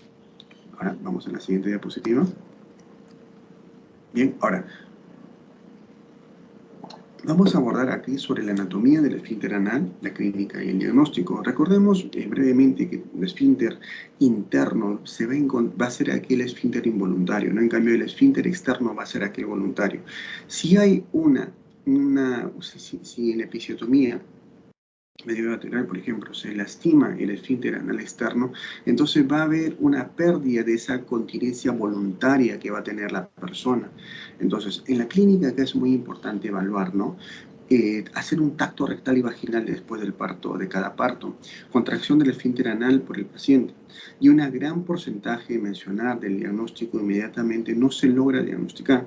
Para eso, dentro de los exámenes, quiero que observen esta imagen que he puesto acá sobre una ecosonografía. Ustedes pueden ver que esta zona que en forma circunferencial externa tenemos acá el esfínter anal externo. Pero ustedes como pueden observar que a nivel de las flechitas que he puesto ahí, tenemos zonas hipoecoicas, zonas en negritas, ¿no? Que vamos a ver aquí que se encuentra una zona donde no existe ya esta continuidad del esfínter anal externo, que se da por una laceración, por una episiotomía de grado 3 que ha lastimado el esfínter anal externo. Ahora, continuemos con la siguiente diapositiva. Ahora, cuando hablamos de laceraciones y reperforación de la episiotomía, debemos diferenciar, y para eso nuevamente traemos nuestro cuadrito que hemos mencionado hace un momento. Para las laceraciones de grado 1, según el William, lo que se menciona es que no siempre va a requerir una reparación quirúrgica, y más bien esta reparación quirúrgica va a ser para la sutura que se hará en el grado 1, podría ser mayormente para lo que son evitales, son el sangrado, y los hilos que usaremos será una sutura fina absorbible. Es diferente a la reparación de lo que son el grado 2. En la reparación del grado 2 nos mencionan en William que se asemeja mucho a las indicaciones de cómo se realiza la reparación con la episiotomía mediolateral o la episiotomía mediana. En una palabra sencilla, pero ya la vamos a abordar en la siguiente diapositiva, lo que tenemos que hacer es cerrar y lo que tenemos que hacer es aproximar. ¿Y a qué se refiere esto de cerrar y aproximar? Para eso está la siguiente diapositiva, donde explica que, por ejemplo, en una episiotomía mediolateral, ustedes pueden ver acá en la parte superior, 1, 2, 3 y 4, en la parte 1 lo que hacemos es que el epitelio vaginal y tejidos más profundos se cierra con una sutura única de bloqueo continuo. En la siguiente imagen lo que va a acontecer es que los tejidos perineales más profundos se pueden aproximar por sutura única. Recuerden, tratar de juntar los tejidos como tales. En la parte tercera, y parte inferior izquierda, vemos que se va a tratar de juntar, unir lo que son los músculos transversales y músculos esponjosos, se van a tratar de aproximar. Y por último, en la parte inferior derecha de lo que es la episiotomía mediolateral, tenemos el cierre por sutura subcuticular. Ahora, eso es en el caso de la episiotomía mediolateral. ¿Y qué pasa en la episiotomía mediana? Pues es algo parecido, ¿no? En la parte superior izquierda, esta imagen que estoy poniendo con el puntero, vamos a tener una punteada de anclaje. En la parte donde en la parte más profunda vamos a poner una sutura única que lo vamos a anclar, que va a ser el inicio donde vamos a empezar a suturar. 2, en la parte B, vamos a redirigirnos a la sutura del perineo. Vamos a empezar a bajar poco a poco. En la 3, nuevamente, los músculos perineal transversal y músculo esponjoso se van a aproximar. Y en la parte 4, vamos a ver cómo la sutura continua hacia arriba y sutura final en anillo de línea. Ahora, como hemos mencionado, lo que son los desgarros en las clasificaciones 2 y también lo que son la episiotomía mediolateral y la episiotomía mediana van a ser semejantes en cuanto a su reparación. Sin embargo, eso no va a pasar en lo que son los regalos de tipo 3 y en los desgarros tipo 4. Para eso existe la clasificación. ¿Y cómo ocurre la reparación de los desgarros tipo 3 y tipo 4? Pues es la diapositiva que les traigo. La reparación de la laceración de 3 y de cuarto grado, tenemos que partir de ese principio que tenemos que empezar a suturar por planos. Mirémonos de la parte inferior a la parte superior. La primera imagen es la que se encuentra acá en la parte inferior derecha. Por eso puse la flecha roja que indica que vamos a empezar a suturar por plano de la parte más inferior, que sería la mucosa, y vamos a pasar a la siguiente capa, que sería el esfínter anal interno, y vamos a pasar a una siguiente capa, que sería el esfínter anal externo. Entonces, en la sutura de la mucosa rectal, lo que vamos a utilizar, menciona el Williams, son suturas absorbibles de 3.0 o 4.0 de cano crónico, con una sutura continua a nivel de la submucosa. Ahora, acá tenemos que recordemos lo que mencionaba el caso clínico, ¿no? Se formó una fístula, que es una comunicación a nivel del conducto rectal hacia la vagina. Entonces, es entendible que cuando vamos a suturar esta mucosa no tenemos que profundizar tanto en la aguja porque podríamos de manera indirecta formar una fístula. Por eso menciona el William que no se penetra a profundidad de la mucosa, solamente 0,5 del borde anal por riesgo de fístula. Entonces vamos a suturar con una sutura continua lo que es la submucosa. Ya tenemos nuestro primer plano, entonces vamos a pasar a nuestro segundo plano, que sería la sutura del esfínter anal interno, ¿no? Para ello vamos a utilizar sutura absorbible retardada de 3.0 en forma continua. Ahora, como son estructuras que ya vamos a ver un video al último, que son un poco difíciles de diferenciar, ¿no? Imaginemos aún más que hay contaminación, si hay mucho sangrado, hemorragia, entonces lo que se menciona es que la zona del esfínter anal interno vamos a encontrar como una banda fibrosa, rosada, pálida, brillante, engrosada, y la técnica va a ser por técnica término-terminal. Pero ¿qué cosa es la técnica término-terminal? Por eso tenemos la siguiente diapositiva, donde se menciona de las técnicas, ¿no? Para lo que son la reparación del esfínter anal externo, les traigo acá lo que es la reparación por dos técnicas. Una técnica que se llama la overline y una técnica que se llama término-terminal. ¿De qué se trata la técnica de overline? Que como ustedes pueden ver en esta imagen, lo que se trata es de superponer. El esfínter anal externo, se va a superponer sobre el otro y se va a empezar a suturar. Esta técnica de overlap, donde vamos a superponer el esfínter anal interno sobre el otro esfínter anal interno, esto va a estar indicado mayormente en lo que es el grado de desgarramiento 3A. ¿Y quién es el garro de desgarramiento 3A? Entonces nos vamos a nuestro cuadro nuevamente, ¿no? El desgarramiento 3A es cuando hay una lesión del esfínter anal externo, pero es menos 50% del grosor. Pero si estuviésemos en el 3B, donde hay una laceración del conducto renal externo, pero es mayor del 50%, entonces ahí lo que usaremos va a ser lo que es, perdón, acá sí me cometí un error. Cuando hay una laceración del conducto renal externo más del 50%, vamos a utilizar lo que es la superposición. Pero cuando hay una laceración menor del 50%, lo que vamos a usar es la unión término-terminal. Pero, ¿qué cosa es la unión término-terminal? Para esto, lo que vamos a hacer es unir según las manecillas de reloj. Quiero que observen las manecillas de reloj. Este es el esfínter anal interno, miren, 12, 9, 6, 3. 12, 3, 6, 9.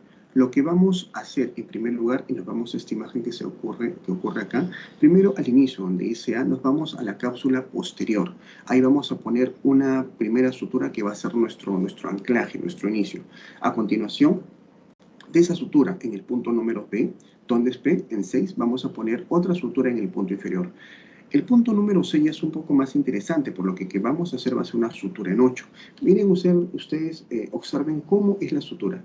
Ingresamos por el borde anterior, nos vamos por el borde posterior, salimos nuevamente por el borde anterior y nuevamente ingresamos por el borde posterior, por eso se llama una sutura en 8. A continuación nos vamos al siguiente paso, que sería el D, donde ponemos otra sutura a nivel anterior. Y para finalizar ponemos otra sutura a nivel posterior, nuevamente por planos, porque ahora estamos en el esfínter anal externo. Ahora, lo que se menciona en el Williams, por ejemplo, es que se utiliza sutura siempre de poligraftina de 910 y suelta cabos cortos y nudos profundos. Ahora, bueno, y eso para terminar, doctor, y este video que traje, lo comparto, doctor. Dale, está muy bien. Ya, acá está, ya.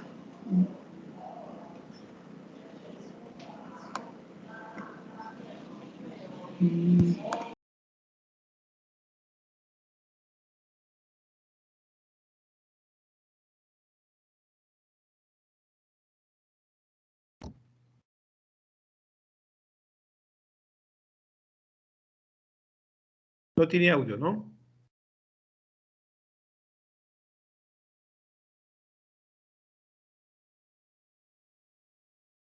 ¿No se logra escuchar el audio? No se lo escucha, pero sí, bueno, el contenido que se ve es claro. Bueno, para tus compañeros sí creo que pertenece el audio. Ah, ya, entonces lo voy a dejar compartir un momento y lo voy a volver a compartir. Ya está bien, está bien, está bien.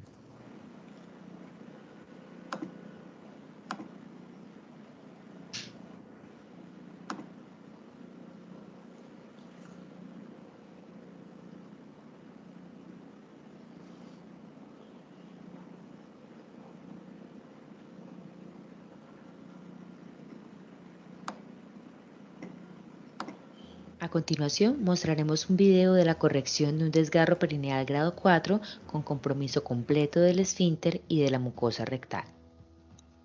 No hay video. Para pasar el primer punto. Recordar que son puntos separados con bicril ceros. No se logra visualizar.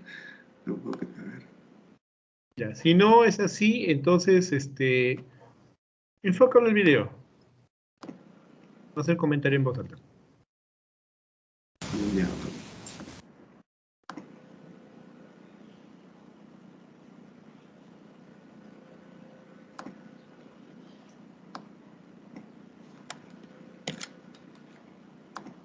A continuación, mostraremos un video de la corrección de un desgarro perineal grado 4 con compromiso completo del esfínter y de la mucosa rectal.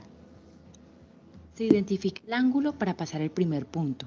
Recordar que son puntos separados con bicril ceros, como se indica en la gráfica a través de toda la mucosa rectal. Este es un ejemplo real de cómo se debe identificar el ángulo. Luego pasamos los puntos con bicril ceros de un borde de la mucosa rectal al otro borde, empezando pues desde el ángulo, luego anudamos y los cortamos para que queden de forma separada. Así vamos a continuar sobre todo la mucosa rectal de un borde al otro, sin la región posterior, anudando y cortando los puntos de forma separada. Estos puntos preferiblemente realizarlos cada 3 a 5 milímetros.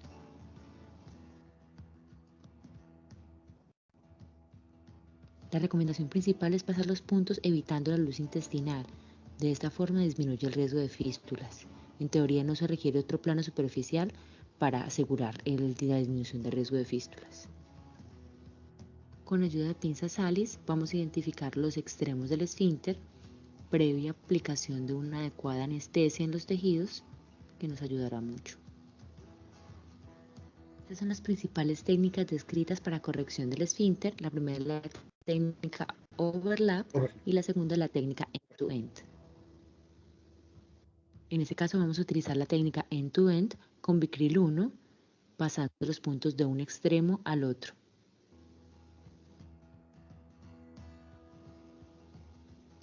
Recuerden ir reposicionando el Vicryl porque es difícil que corra después de pasados los puntos, entonces se debe reposicionar desde que se empieza la sutura. Tener en cuenta que hay que poner antibiótico previo al inicio de esta sutura. La recomendación es poner cefuroxima metronidazol, en caso de no, ciprometronidazol. Entonces empleamos más metronidazol con cefazolina. Y cortamos.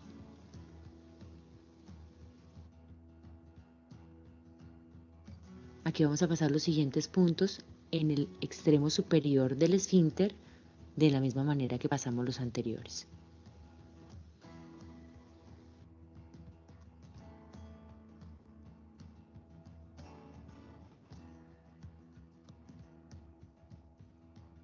Recuerden que es muy importante, cuando utilizan la técnica end-to-end, abarcar todos los extremos del esfínter anal para que quede un adecuado afrontamiento. Así es.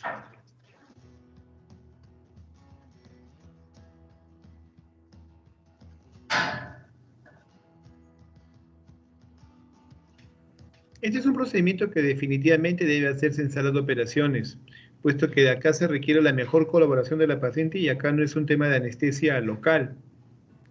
Aquí generalmente se le pone, bueno, en nuestro medio nos valemos de la anestesia regional, ¿no? De un bloqueo regional. Sí. Pasamos el último punto en el borde más anterior del tejido del esfínter, como lo mencionaba la gráfica inicialmente, al igual utilizando la misma técnica. Es muy importante que abarquemos todos los bordes del esfínter para asegurar una adecuada funcionalidad de este posterior a terminar el procedimiento. Entonces preferimos hacerlo con anestesia no local, sino una anestesia ya un bloqueo regional, que es mejor que la anestesia peridural o raquidia. ¿Por qué? Porque es un procedimiento de cierta forma doloroso. La anestesia local a veces queda insuficiente. Ahora, lo otro es, se están utilizando acá materiales de sutura no de reabsorción lenta, Vicryl. Vicryl 2.0 está muy bien para la mucosa, incluso para la misma epicio. Pero cuando se trata de tomar acá el músculo del esfínter, que es el principal que debemos repararlo bien, se prefiere usar un material, claro, un mayor grosor, que es el número 1. Ah, mira. Y es importante, mira, ingresa el dedo en la ampolla rectal, y el dedo ingresa en la ampolla rectal y lo que ve es si hay algún debilitamiento. Y reconoce clínicamente si en esa zona, y en la nueva porción donde está el cuerpo lineal hay alguna alteración o no, una disrupción. Antibiótica según el tipo de desgarro que se debe tener en cuenta para formular a la paciente. Claro. Muy importante el uso de laxantes osmóticos tipo lactulosa, la fisioterapia postparto y la ecografía para el seguimiento 6 meses postparto. Los invito a ver los siguientes videos. Bien, quiero puntualizar algunos aspectos importantes de este video, ¿no? Los desgarros tercero o cuarto grado es el patito feo de la obstetricia, la atención de parto, que no quisiera mover porque son complicaciones bastante severas, que si uno no está bien entrenado, o mejor dicho, no sabe no reconocerlo, difícilmente va a ser una adecuada sutura. Entonces, estos casos tienen que ser definitivamente hechos por personal que tiene conocimiento de la anatomía de esta zona y el adecuado reconocimiento. y el lugar donde se puede hacer el reparo es en sala de operaciones. Nos va a demandar de repente 15, 20 minutos, pero en sala de operaciones para tener adecuada, no solo tranquilidad, sino también la adecuada analgesia, sedación de la paciente. Y ante cualquier intercurrencia poder recurrir, ¿no?, del cirujano general que está en alguna de las salas ahí a nosotros. La reparación lo hace el ginecobstetra. Antiguamente esto era un procedimiento que estaba confinado al médico, al cirujano general. Otro detalle importante es la calidad de materiales que se usan, ¿no? Se utilizan materiales de la absorción lenta. Recuerden que los mecanismos inflamatorios que van a estar presentes en esta zona son altos, y los hilos, la naturaleza de tensión del hilo se pierde prontamente y puede haber falla, fístula. Otro detalle importante, mire, se dan cuenta que es por plano. Primero hace el cierre de la mucosa rectal, ¿sí? La cierre de la mucosa rectal con puntos invaginantes, de tal manera que el hilo no se exteriorice a la luz del ano. El hilo no tiene que estar exteriorizado a la luz del ano, porque de ahí va a entrar como si fuera un camino, una carretera para las bacterias que ingresan al plano medio. Ahora, el tomar el músculo esfínter con overlap o término terminal end-to-end ya es una cuestión de comodidad o en todo caso experiencia del que lo va a suturar. En lo personal, usamos el término de la sutura término terminal, es lo que más hemos aprendido por escuela acá en el Hipólito Unanue.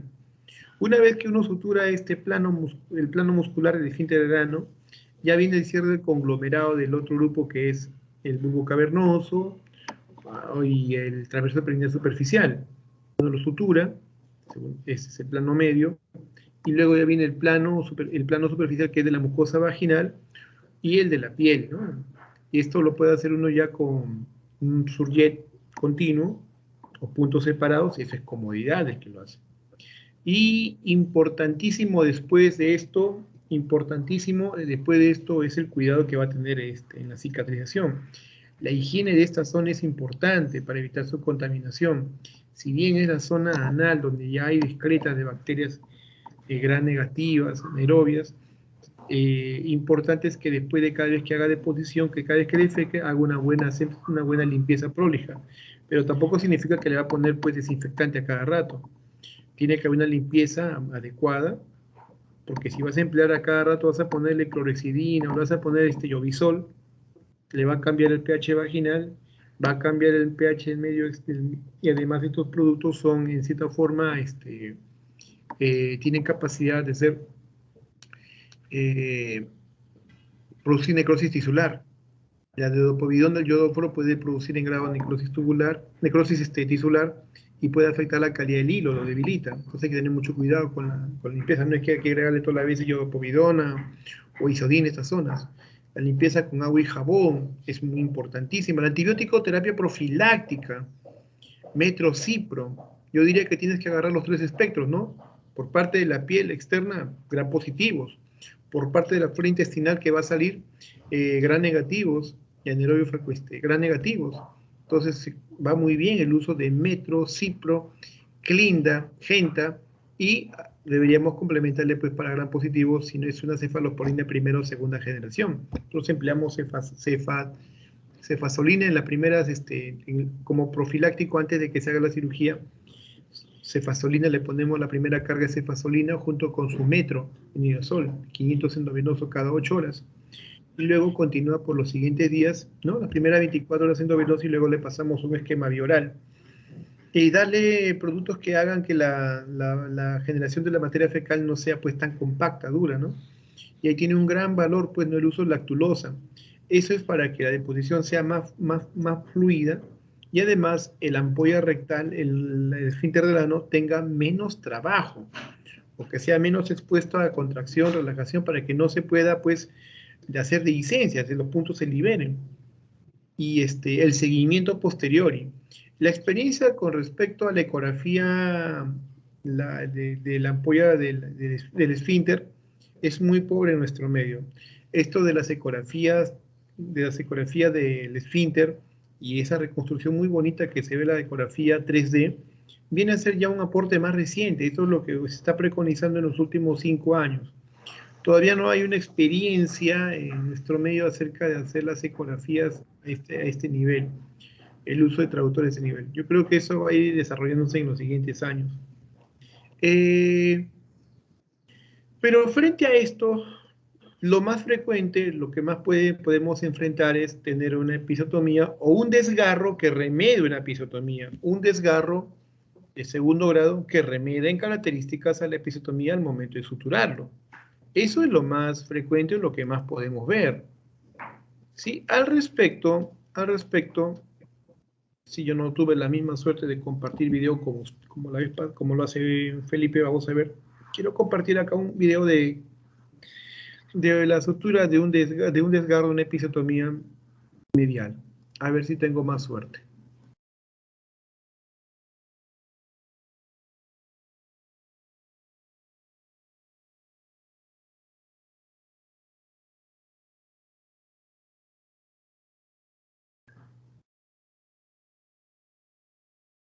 No, está lento mi sistema, quiero cargar. Un momentito.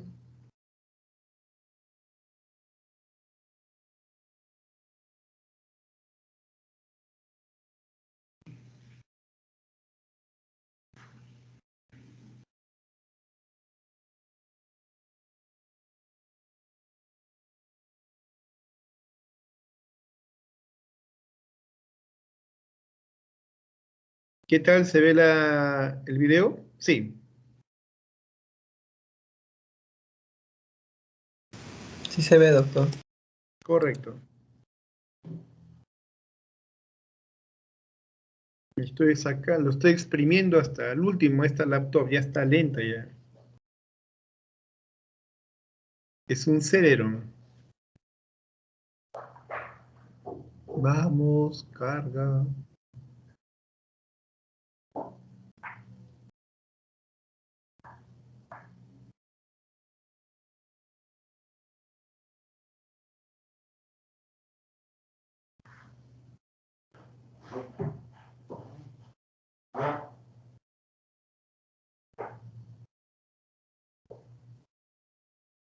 Carga.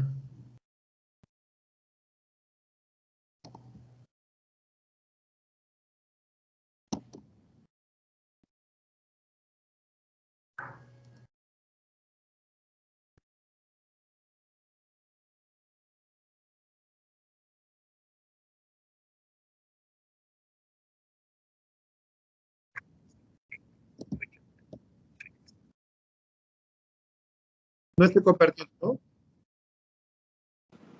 No, doctor, se deja de compartir.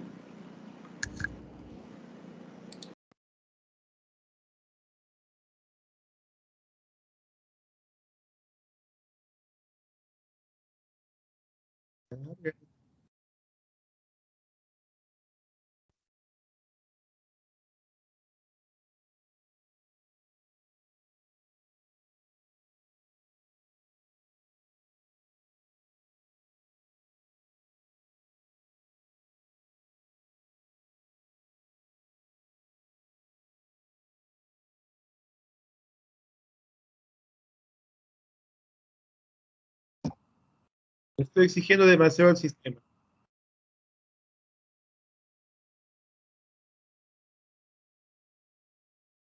¿Sabes qué? Se los mando por el chat, el link de YouTube. A ver si alguien lo puede reproducir. Es mi sistema. Está en las últimas. Sí, doctor, mándelo. Yo voy a tener que compartirlo acá. Ya.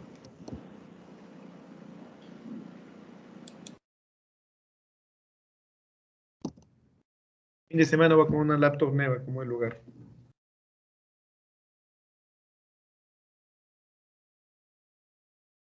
Ahí lo mandé por el chat.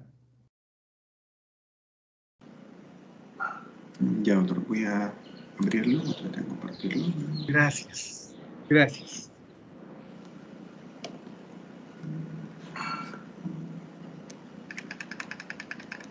Ah, muchachos, si me pueden compartir sus presentaciones por el correo. mejorar la calidad, tener más material de enseñanza, no solo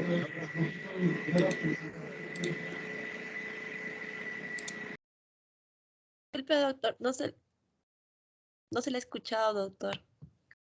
Ah, caray. Lo que le decía, si pueden enviar sus presentaciones a mi correo, para de ahí tener un banco de presentaciones en las cuales obviamente se va a mejorar, cambiar algunos tópicos de que hemos conversado y sea una base de datos para la universidad. ¿Qué les parece? Sí, está bien, doctor. Gracias. Creo que sí, doctor. No puedo olvidar. Ya estoy compartiendo, ¿se logra ver? A ver. ¿Logran visualizar, chicos? Sí. Se ve Sí, la ve. pantalla, Sí, se pero ve. todavía no inicia. Voy a ponerle play y me dicen si hay audio, ¿ok?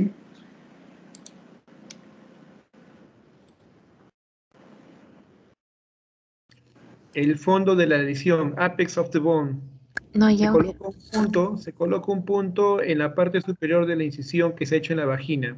Generalmente hacemos 1 centímetro por encima de la lesión, del desgarro. Se reconoce, miren, dónde está el inicio, el punto, la lesión final. Es una episiotomía medio lateral. Y acá está utilizando Vicryl. Es lo que nosotros decimos el punto de anclaje. Porque de ese punto vamos a comenzar a hacer un surjet hacia la parte externa. Ese es su punto de anclaje, su punto de inicio, y de ahí va a comenzar a hacer puntos consecutivos, surjet simple, un surjet cruzado, eso es conveniencia. Ah, acá hay un detalle importantísimo. Por comodidad o para evitar el efecto del sangrado que está descendiendo del útero, ¿sí? Uno puede valerse de colocar una malla, un dressing o una gasa en la vagina para que evite ese problema de la hemorragia que va constantemente bajando los loquios y nos dan pues a veces dificultad para estar suturando, ¿no? Para tener un campo más limpio. Pero importante, después de haber terminado la sutura, uno tiene que retirar esa gasa, porque si se queda adentro, los problemas que va a haber.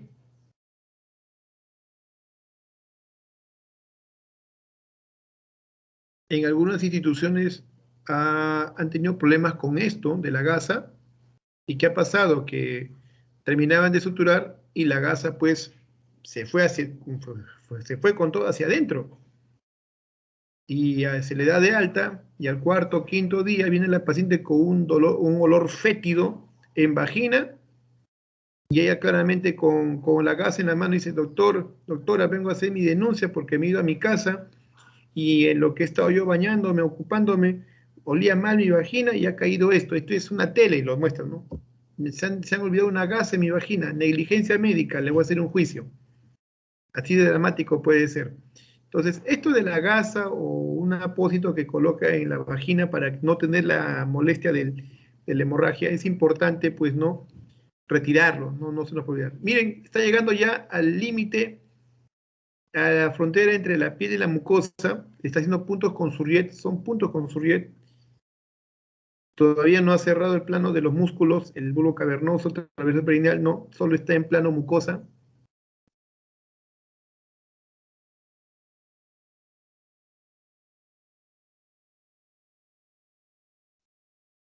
En este punto ya ingresa al plano muscular. Mira, ya ha tomado el bulbo cavernoso en todo ese panículo. No, básicamente acá ha tomado mucosa. Sí, sigue siendo mucosa. Mucosa en surjet, mucosa surjet simple. Y ya está, justo en el límite entre la mucosa vaginal y la piel externa, donde acaba la parte rosadita y empieza la parte gruesa o ya propiamente de la piel. Hace el ajuste de los puntos.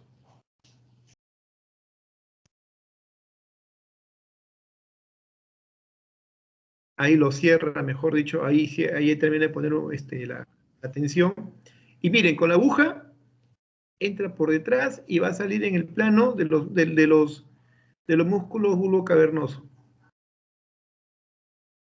O sea, entra.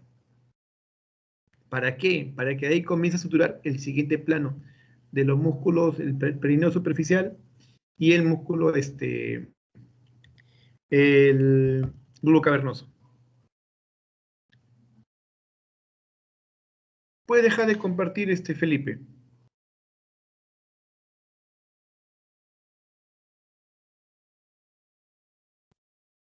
Felipe. Vamos a tu diapo. Sí, doctor. Vamos a tu diapositiva. Me interesa de tu diapositiva las dos anteriores. Sí, doctor. Ahora comparto.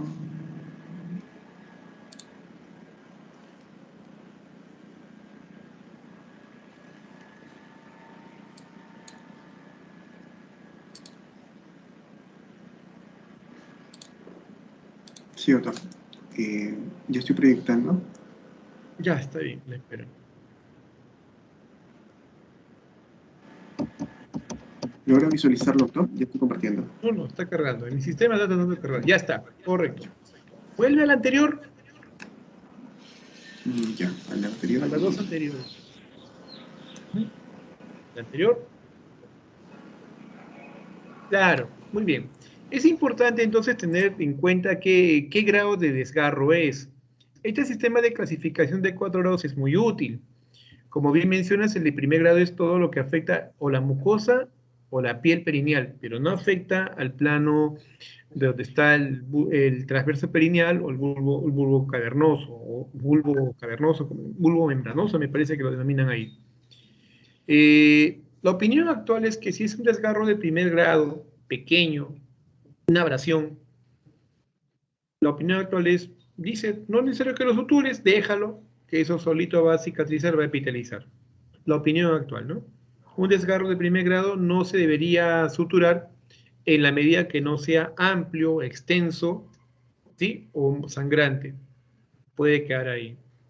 De hecho, ¿cuántas mujeres han tenido parto domiciliario o parto en su casa, en la sierra, y no han requerido sutura?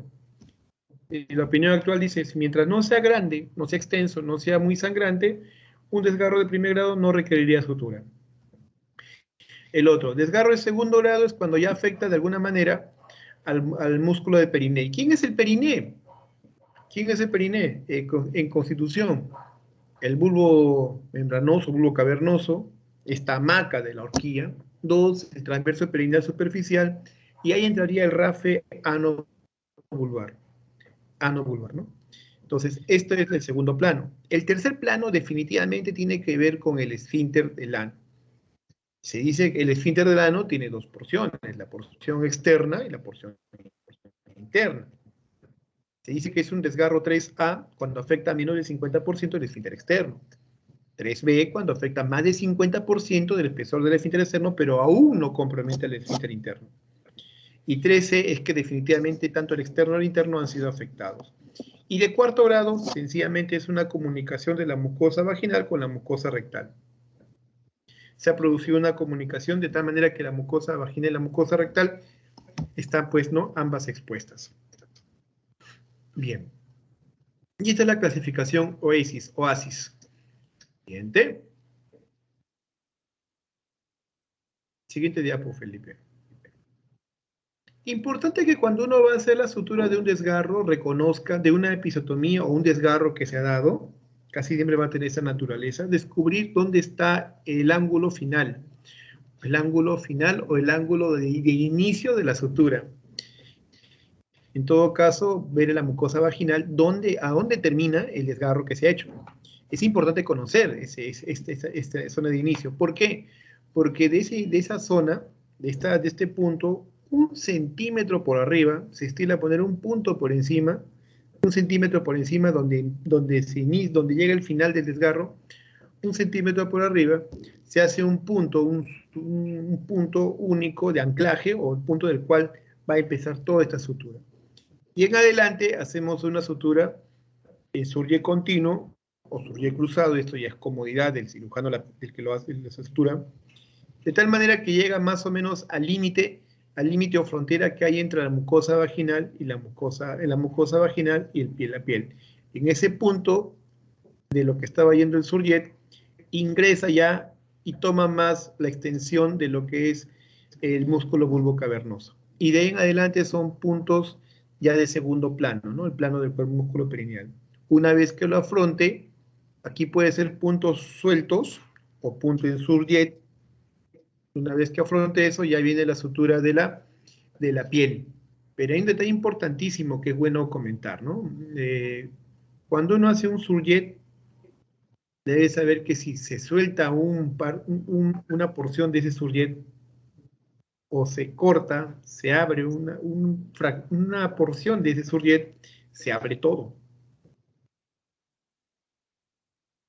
Si se abre, se corta algún punto de la sutura de este surjet, se abre todo, se puede abrir todo. Ese es un problema técnico. De tal manera que hay que tener esa consideración presente, y peor aún si es una paciente, una paciente anémica, desnutrida, donde requieres la mejor calidad de tejidos para que cicatrice, el punto se va a soltar y se va a hacer licencia. Eso es importante tener en cuenta. Las naturalezas tisulares de la zona de del periné y vagina, en la mujer son espectaculares. No hay tejido fuera de esa zona que tenga un alto potencial de regeneración, de recuperación tisular. La vez pasada le decía que si se produjera una dama un corte en el cuero cabelludo y otro en la zona perineal cicatriza más rápido y mejor que el cuero cabelludo.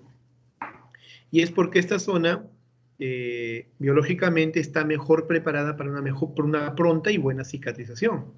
Pese que está vecino al ano, una zona altamente contaminante. La biología, la evolución ha hecho de que esta zona tenga características muy particulares de tener una pronta y muy buena recuperación. Interesante tener en cuenta eso. Entonces, uno tiene que tener en cuenta el material que va a usar, de preferencia un material de absorción un tanto retardada. Ahí está muy bien lo que es el Vicryl. Clásicamente se preconizaba el uso del caducrómico. Sabemos que el caducrómico tiene una naturaleza de resistencia tisular que va a los 15 días, pero habiendo porciones que están en la vagina o en la piel, esa capacidad de resistencia disminuye dramáticamente. Además, la limpieza, el uso de los antisépticos hacen que ese hilo se debilite.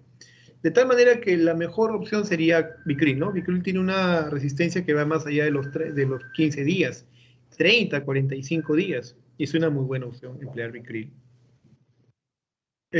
Lo otro es, siempre que uno sutura esto, hay que explicarle al paciente los cuidados que tiene que tener. La limpieza, cada vez que vaya al baño a orinar, limpiarse con agüita potable. Cada vez que haga deposición, agua y jabón, no es necesario que le ponga benzalconio, rifocina, o lavárselo con yodopovidona, no se aconseja eso. Simplemente una limpieza pulcra, agua y jabón está muy bien. Ahora, lo otro es la alimentación. La alimentación, pues, la primera semana, alimentos blandos, que tengan rico en fibras para que su deposición sea más fluida y pueda evacuar bien. Acuérdate también que la puérpera inmediata, todo lo que ingiere en líquido se va a ir a la producción de leche. Las puérperas inmediatas son más proclives, las puérperas inmediatas en la primera semana, son más proclives a estreñirse. Es un problema frecuente en la consulta ambulatoria que venga una puérpera de una semana a 2 semanas. Doctor, mucho me estreño, demoro 2, 3 días en hacer mi posición.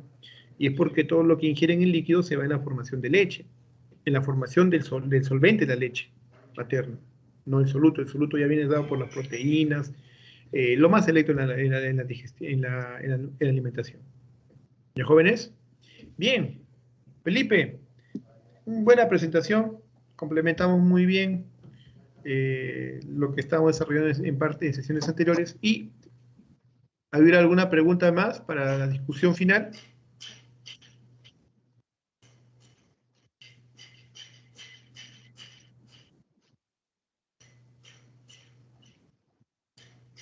¿Alguna inquietud, alguna pregunta, alguna aclaración, algún aporte? Si no es así, jóvenes, las gracias por estar presentes, gracias por tener sus cámaras activadas. Me parece, esto es algo que debemos tener ya presente para las siguientes sesiones, no solo conmigo, sino en adelante. Felipe, muchas gracias. Fernando, te veo intermitentemente, te he visto intermitentemente en la presentación. No sé si tienes problemas en la transmisión. Sí, doctor. A veces la señal como que se me corta un poco. Bien, José. Ah, sí, te he visto, Fernando, intermitentemente. Correcto. Raúl. Correcto. Natalie. Correcto. Bien, jóvenes, se agradece. Nos vemos en la próxima sesión, Dios mediante. Gracias, doctor. Hasta luego. Gracias, doctor. Muchas gracias. Doctor, el día viernes, ¿a qué hora podría hacer la práctica? Disculpe, doctor. A ver. Viernes. El viernes estoy de guardia. José, ¿ha visto cómo en el hospital está